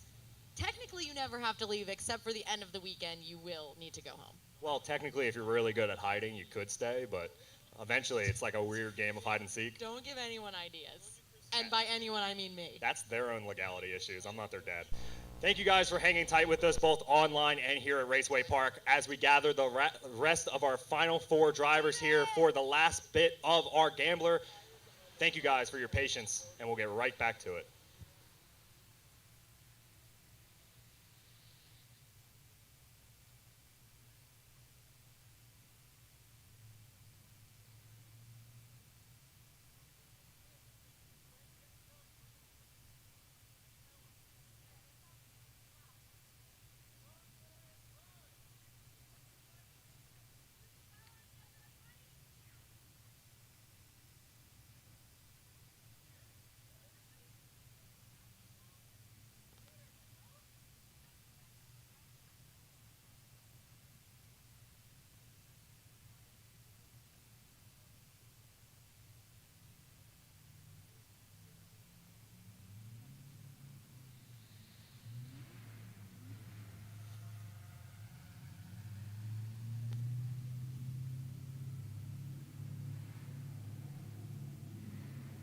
All right, we got Kenrick Meyer in the bark box warming up his tires, that Pro-Charged V8 E36.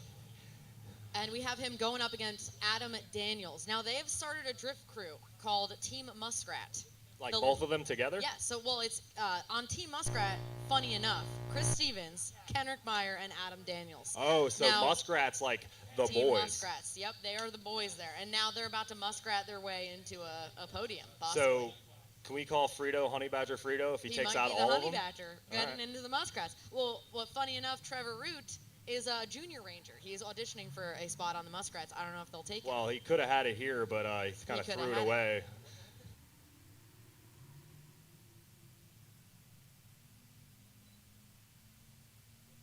We're getting a look in Kenrick Meyer's window right now. He's bashful. Not bashful at driving, though, funny enough.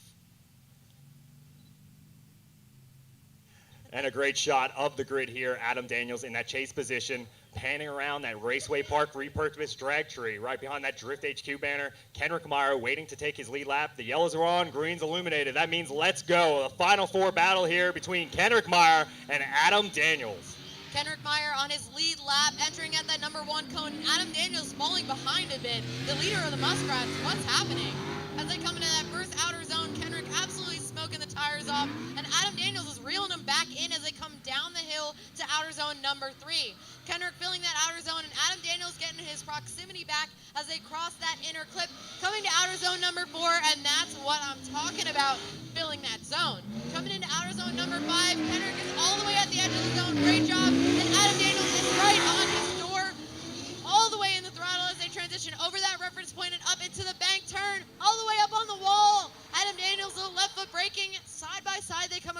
line.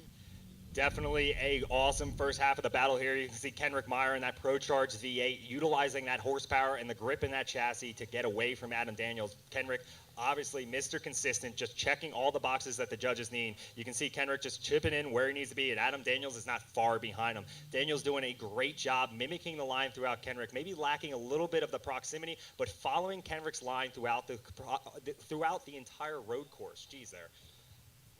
Kenrick Meyer doing a great job in that lead, but Adam Daniels is not far behind him. I'm looking forward to them switching position. Adam Daniels now taking the lead, and Kenrick the chase.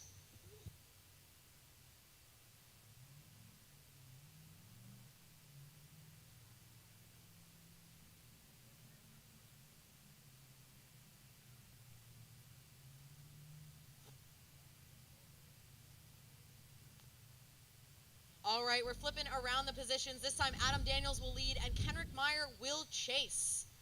2 of the 3 Team Muskrat drivers on the line right now, and the third one waiting in the wings to battle the Honey Badger, Tim Wilson. Is somebody's car smoking over there?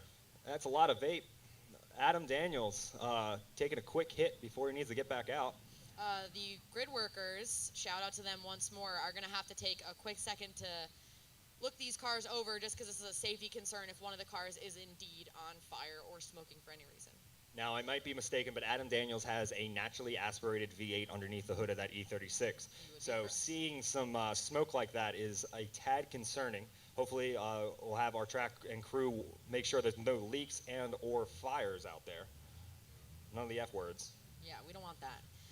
This does not count towards any of, well, he used his Comp 5, but this will not count towards that anyway because it is a safety concern. We want to put the safety of the drivers and crew above all else. And it looks like we got the thumbs up. Daniels is going to take the smoke machine out one last time, hopefully taking out Kenrick Meyer here, but he's going to be in the lead as Kenrick Meyer needs to showcase what he's capable of in the chase position. And away they go. Adam Daniels entering before that second cone. Kenrick right on his door, reeling him in like you're not getting away from me, little muskrat. As they come around to that first outer zone and transition to the second outer zone, Adam Daniels coming around looking super smooth, getting to the third outer zone and pulling away from Kenrick a little bit in that center section.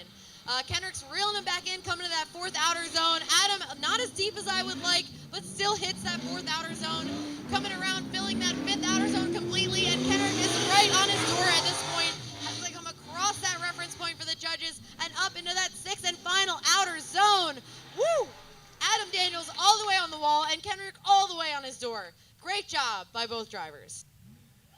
Adam Daniels doing a phenomenal job in that lead position, but Kenrick Meyer not letting him get away. You can see Adam Daniels clicks in nice and early, gets out to outer zone 1, gets in, and Kenrick Meyer is right behind him. These guys are both locked in through outside zone number 1. Daniels flicks up to outside 2, a nice aggressive flick. Kenrick then follows suit and works his way down the hill. Daniels clicking in through outside 3. Kenrick trying to clean up that proximity now as they work their way into outside 4, and this is where Kenrick really starts to fall into position, following Daniels' line throughout outside 4, maybe even deeper than Daniels, going in, following through the hairpin, doing a great job, but Daniels is locked in through outside zone number 5. Both these drivers are going to finish nice and strong over that reference point and across the finish line. We're going to have to rely on the judges, but we look like we do have a winner, and the winner of this Final Four battle between Kenrick Meyer and Adam Daniels, Kenrick Meyer is going to take the win going into that final spot. He's going to have to wait to see if he's going to go up against Chris Stevens or Tim Frito Wilson.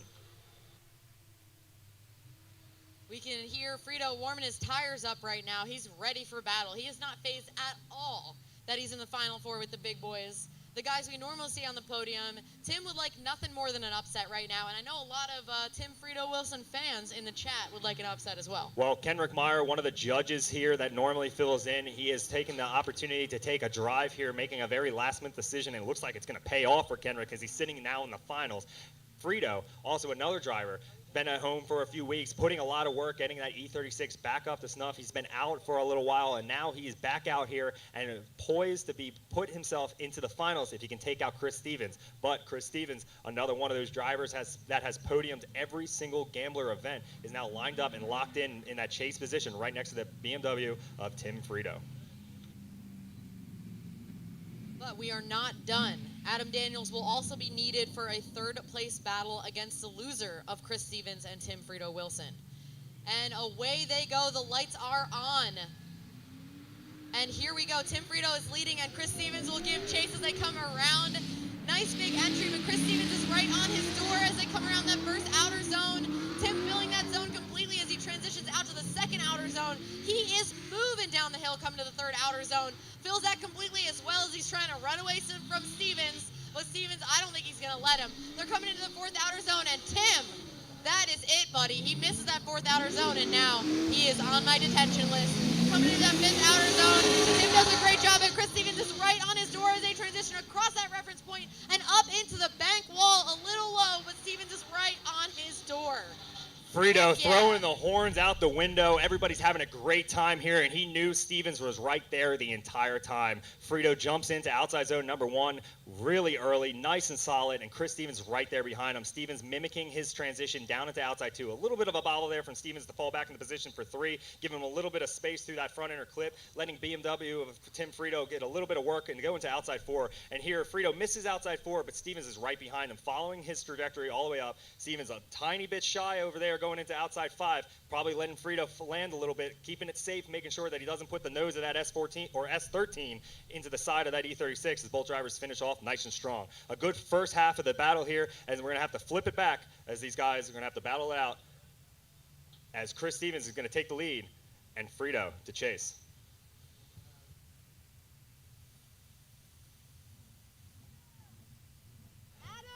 Just a quick reminder, we're going to need Adam Daniels back out onto the hot pit as soon as possible for your third place battle. I repeat, Adam Daniels, we'll need you back at the hot pit for your third place battle.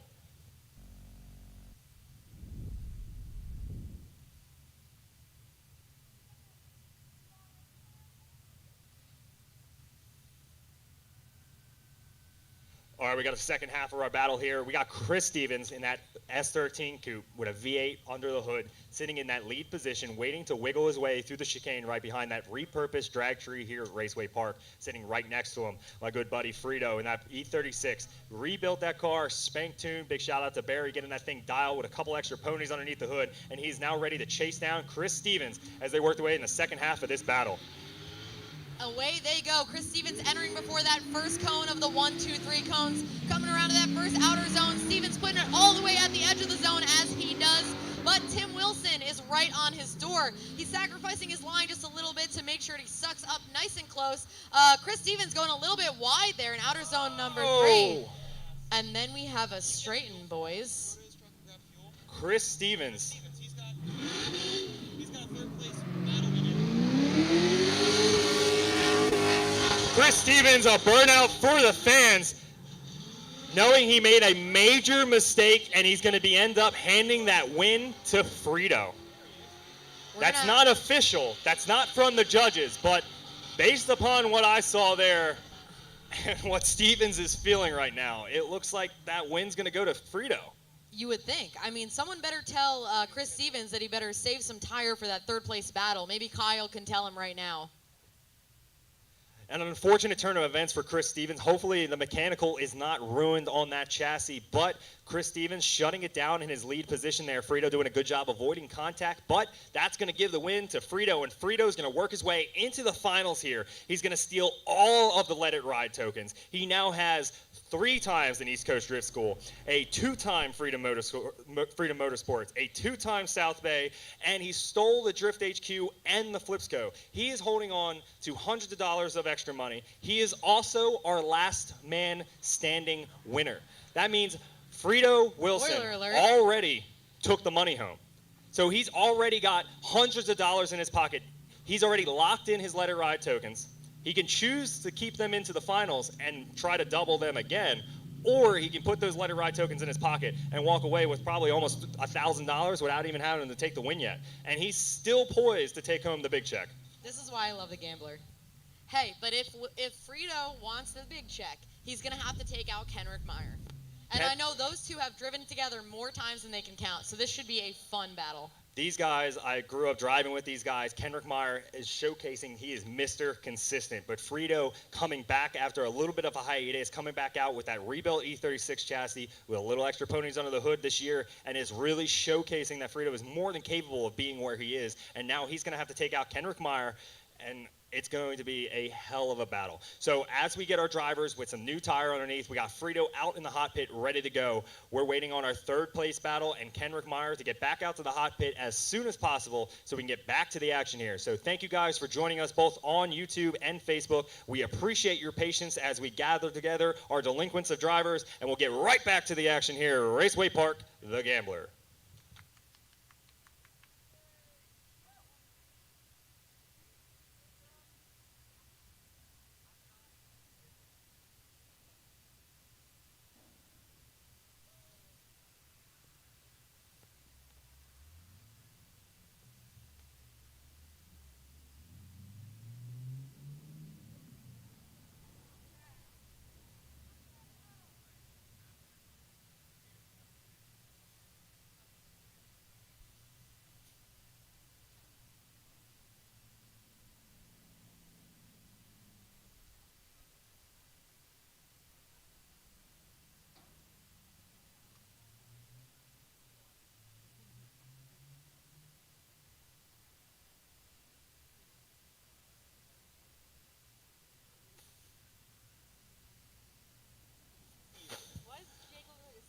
Baloney Burt's back there at Chris Stevens' pit, making sure that car is doing exactly what it needs to do, putting lots of thought. You can see the steam coming out of his ears. Jake, I feel like it's missing something. Maybe something under the hood that you're looking for that's maybe not there? Yeah, baby, there it is. How to get Jake's attention across a pit, just yell SR20. I can feel Andrew.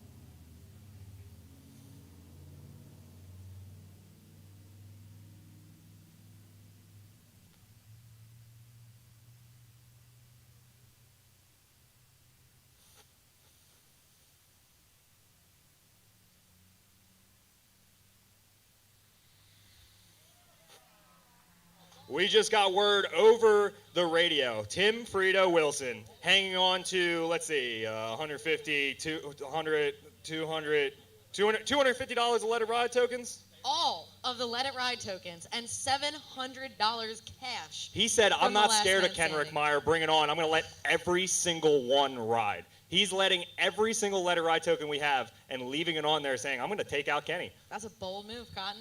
Yeah, And well- hey, we have seen stranger things occur in this competition alone. I'm standing up. I'm so excited, guys. Let's do it. And now we're hearing of some potentially illegal side bets. No, it's my. That's okay. I won't tell on you. I'm closing my eyes so I don't know who it is. It's because of my.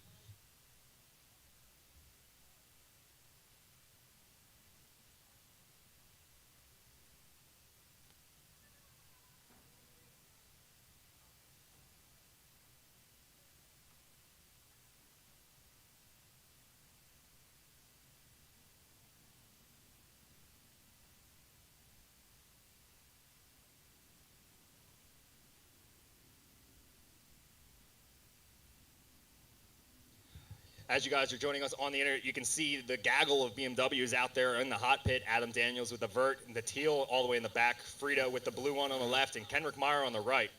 These guys are our last standing. Adam Daniels is poised and ready to take his third place battle. He's going to have to battle it out against Chris Stevens, who we're waiting on putting fresh tires underneath his car.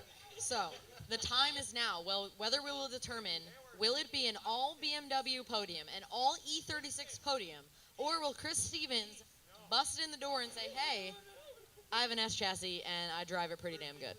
Well, since we got the Drift HQ boys in the house, I know Joel is probably cheering on each and every one of these superior chassis, but Chris Stevens is a weapon when it comes from following people, and Daniels is pretty damn consistent in the lead. So I'm looking forward to watching these guys battle it out. I think it's pretty much going to be records or checkers. Daniels has been smoking already. Chris Stevens is still back in the pits, washing his car with fuel. And I'm looking forward to the third place battle, but I am really looking forward to watching Kendrick Meyer and Frito battle it out for the final here.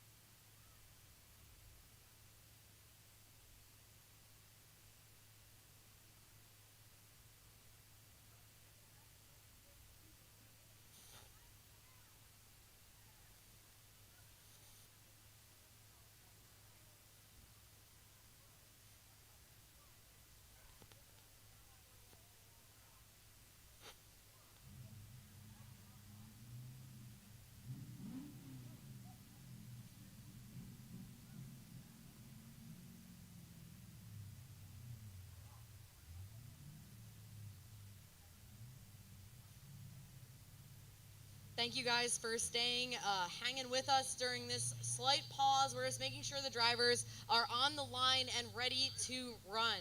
We're just taking a quick look at Adam Daniels' car just to make sure it's still good to go. We want to make sure safety is a priority here. And then we will run our third place battle, Adam Daniels versus Chris Stevens. Team Muskrat against Team Muskrat. Who's going to stand on the podium?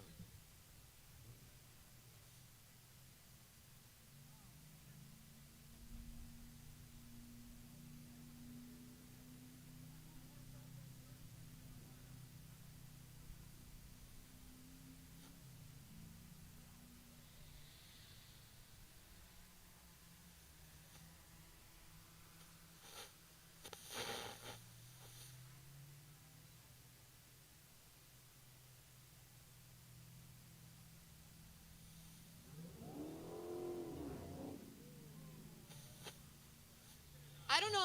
A19 PPE. Hey, I don't know if we have to say this to the adults, but 5 miles an hour in the pits, that's not the track. This The is track why he is still in has the lead. lip protector on the car. Yeah, A19 PPE.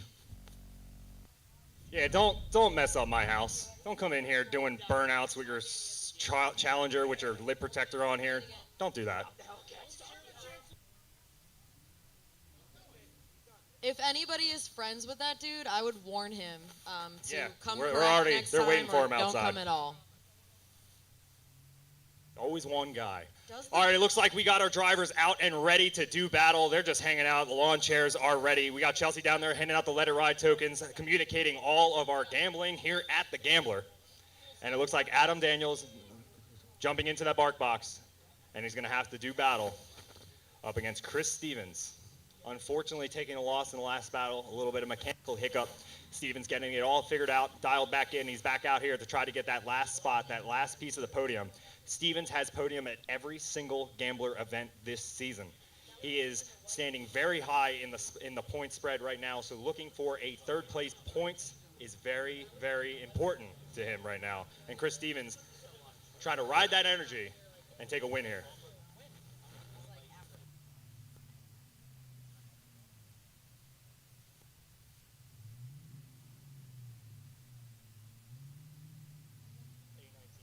All right, here we go. We have our drivers on the line for the third place battle. This time, Adam Daniels will lead and Chris Stevens will chase. These drivers have done battle plenty of times before, so we are in for a treat.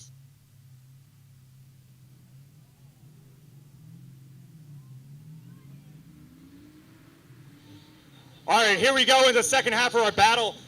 Or no, that third place, the first half of the battle is Adam Daniels came in the lead. Chris Stevens making sure he doesn't want to take another mistake here as he trying to get back onto that podium, but Adam Daniels is not going to walk away and give it to him. Team Muskrat throwing it down here for that third place battle. Chris Stevens, a little left foot brake to get back behind the car of Adam Daniels as both drivers worked away to outside zone number 3. Both drivers rotate through that front of the clip. That front of the clip goes flying as Adam Daniels worked to the outside 4. Chris Stevens still right behind the BMW of Adam as both drivers transition up to outside 5. The hairpin here of the road course. Daniels keeps it on the pavement, but Chris Stevens is right behind him. Both drivers doing a fantastic job as Stevens makes his move, putting himself in the position where he even shouldn't be, right before the bank wall. Chris Stevens, an amazing transition up through that bank wall here. Makes some noise for Adam Daniels, giving him all the real estate to play in. But Chris Stevens, a crazy chase here. Yeah, this is exactly how you want to chase. He's putting on a clinic. Now, Adam Daniels is giving him a really fantastic lead run to chase, and Chris Stevens is taking full advantage. As you can see, he doesn't leave that spot from Daniels' door the entire run. They take out the cone there. That's going to be a few points off, but hey, they're moving through this intersection, so I'm going to let it slide. But I'm not a judge, Mike. Watch Adam Daniels give everything that Chris Stevens ever wanted right here. He said, okay, I'm making my move. I'm jumping in. He shouldn't even be there. He was in Daniels' way and made it all work fantastically. A great job out of Chris Stevens. And that was only the first half.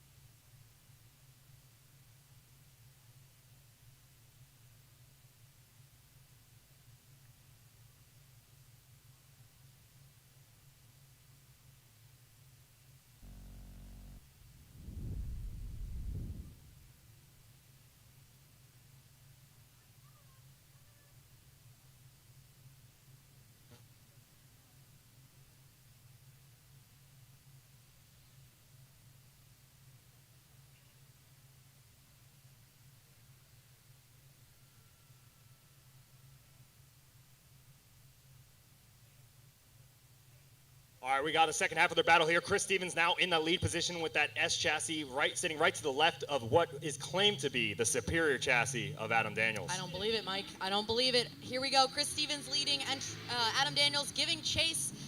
Chris Stevens entering at that first cone nice and early as he comes around to that first outer zone. And he's all the way at the edge as we see from Stevens run after run. Coming down super quick from that second outer zone to the third outer zone. Adam Daniels is not letting him get away, though. He's right on his door. Maybe not quite as close as Chris Stevens was, but still. Oh, just as kidding. you just say that. I said it. He's like, no. All right, here we go into that fifth outer zone of that hairpin turn. Chris Stevens all the way at the edge. Great job. Adam Daniels not letting him get away. Let's see what they do in the bank turn. 6 and 5 outer zone. Adam Daniels. Our third place battle here at the Gambler as these guys drag race down the straight. Adam Daniels making sure that he is known. Wow. Great third place battle here, a side-by-side. It sucks to be a judge, but you guys, good luck with these. As Chris Stevens and Adam Daniels just throwing down here for third place, the last spot on the box, the last big check here at the Gambler. Wow. The judges are definitely going to have a lot to deliberate with these runs. I'm not sure. I can't pick a winner here, Mike. I'm pretty sure Adams heard you because he just dragged that tire on Stevens through 4. He was like giving him room. But, and then over here, Stevens making that dive, putting himself literally in the danger zone of going up. Where you want to be. He's right a little bit farther past his door with his own bumper on the wall. I don't think we've seen anybody chase that well all day. Well, I don't know if everybody here or at home can really understand how dangerous him putting that nose of that car up into the swing of that BMW at the bank. We have seen multiple of cars taking hits like that from being in the wrong spot at the wrong time, and both these guys look phenomenal in either position. I am definitely not excited, or I am excited that I'm not a judge. But it sucks for a judge, and they are tentatively looking at this screen. I mean, these guys are in it, and they're looking for anything to give away a clear-cut winner here to find our last spot on the box. But we're not going to announce the third place. We're going to announce that on the ceremony. So make sure you guys head down to the podium after this last battle so we can announce third, first, and second place.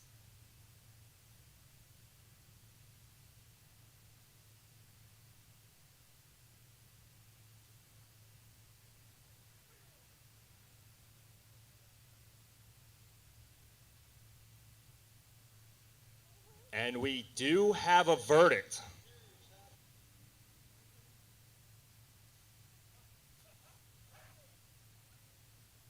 All right, the judges do have a verdict for our third place battle. So now we get to send Kenrick Meyer and Tim Frito Wilson into the final battle of Raceway Park's The Gambler. This is exciting. I'm stoked, Mike. Yeah, it's definitely really cool to see both these guys battle it out. Frito, I've been driving with all these guys, well, both these guys for a long time. Kenrick's hit my car multiple times. I probably hit Frito's car multiple times. Frito's been in my car. Kenrick's been in my car. We've probably changed places. These guys, I know they can drive, and it shows as these guys are in the final, and Frito is out to chase Kenrick for that There final they battle. go. Kenrick entering at that first cone for the 3-2-1 cones and coming in hot to that first outer zone all the way at the edge, and Frito is on his door. Kenrick Get has him, a Frito! supercharged V8, and Frito's like, I don't care, dude. There he goes as they're coming zooming down to that third outer zone. Kenrick's trying to put some distance between him through that center section, but Tim is not allowing it as they come into that fourth outer zone. Kenrick all the way deep. Tim is making a sacrifice and Frito! stay close to Kenrick Meyer. Kenrick going all the way wide. Oh my God! Oh no! Oh no, guys! And Frito hands out the window. God damn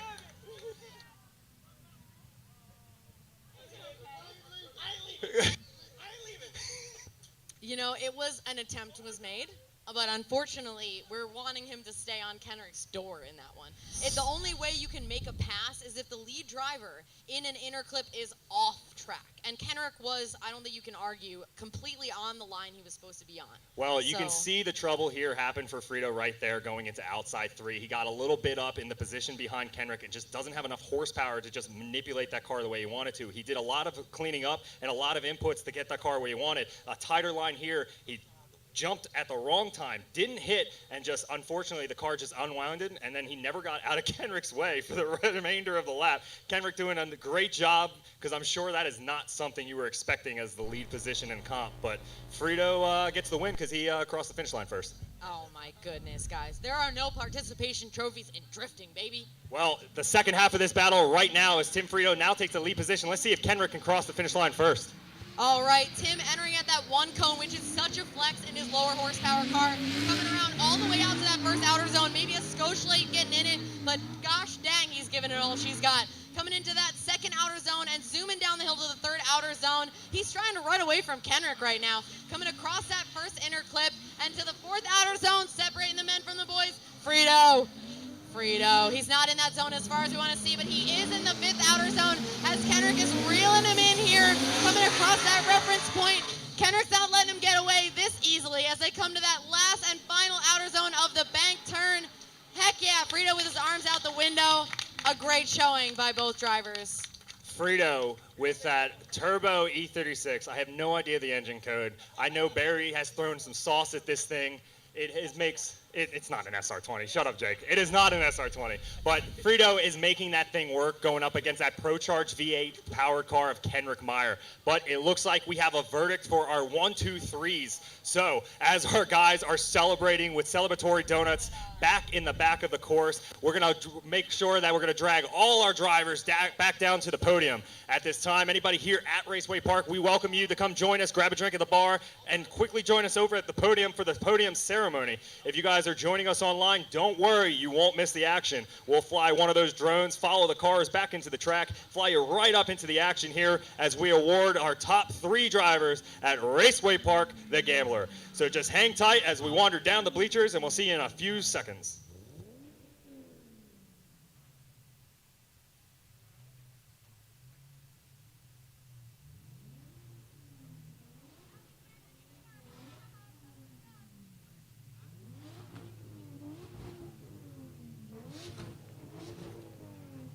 We're going to need our final 4 drivers at the podium. Tim Frito Wilson, Kenrick Meyer, Chris Stevens, and Adam Daniels in front of the podium.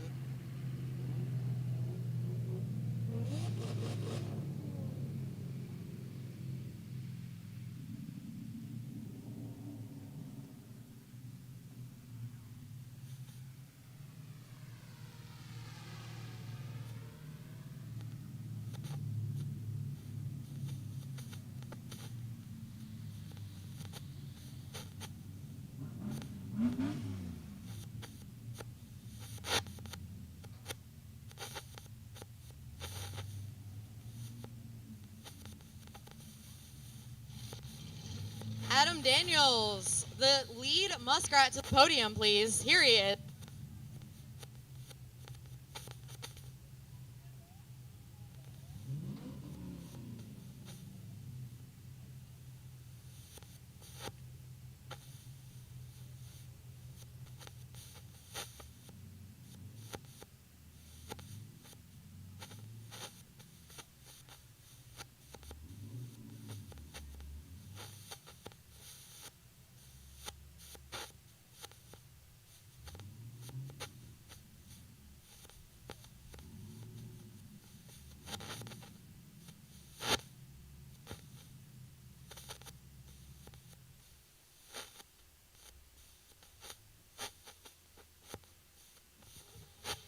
Now that we've gathered our top 4 drivers here at Raceway Park the Gambler, why don't you guys make a big round of applause for our top 4 finishing drivers here.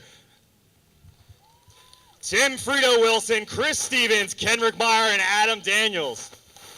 While we got this time, and also a big shout out to the rest of our field of drivers for battling it out today. A big thank you for you guys for coming in and trying to show us what you got. But here is the time to award our top 3 drivers. Our 3rd place finisher. We're good. He's just building suspense, everybody. We're making sure we have the big old... It's half the fun, isn't it? Sorry, I get real excited. We are going to wait for the big check on to our drivers so we can hand them the money, the champagne, the trophy, and they can take the shower in their winnings immediately. So just hang tight. I got it. How many of you guys... Daniels is on the podium. How many think Chris Stevens is on the podium? Well, that's like 3 People, more than so Daniels, exciting. so maybe. Who thinks Tim Frito got the win? Who thinks Kenrick Meyer got the win? Either way, this was a great day of driving. If you don't come out to the last gambler, you're missing out. Daniel's car is still smoking. She's crispy, dude.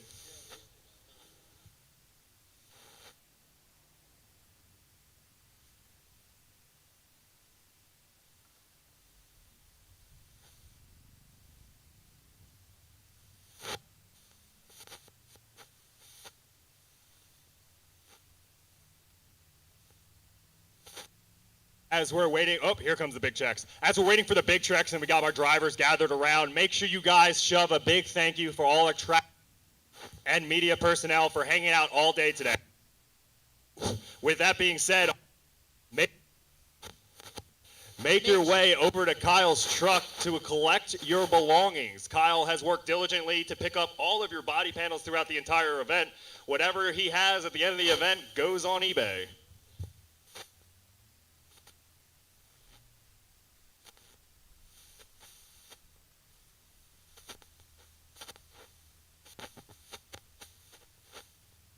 All right, you guys ready to hear some results?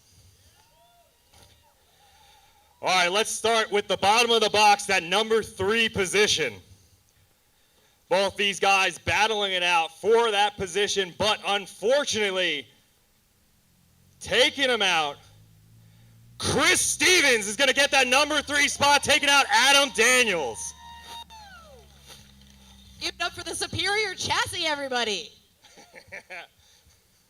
Almost an all BMW podium, but Chris Stevens, the only man to podium every single gambler event this series. Make some noise for Chris Stevens. And that brings us to our final battle, our 1-2 positions, with all of the Let It Ride tokens on the line. All of them, every single one of them. And side note, our last man standing for the event was Frito. So he already gets awarded $700 cash for being the last man standing in the last man standing pool. So a big shout to Frito.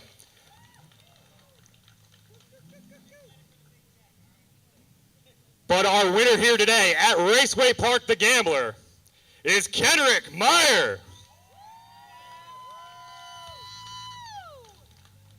Taking home the big check with 4-0-0-0 on it. Kendrick Meyer taking home the #1 spot, followed up by Tim Frito Wilson and Chris Stevens. Make some noise for your top 3 here at Raceway Park the Gambler. Make sure you guys get over to racewaypark.com and get signed up for the next round of the Gambler here at Raceway Park. Thank you guys for joining us both here in person and on the internet at YouTube and Facebook. Thank you guys. Once again, we love you. And let's soak them down with some beer, guys. Make some noise for all your drivers here today. Thank you guys for coming out. We appreciate you. We'll see you next time.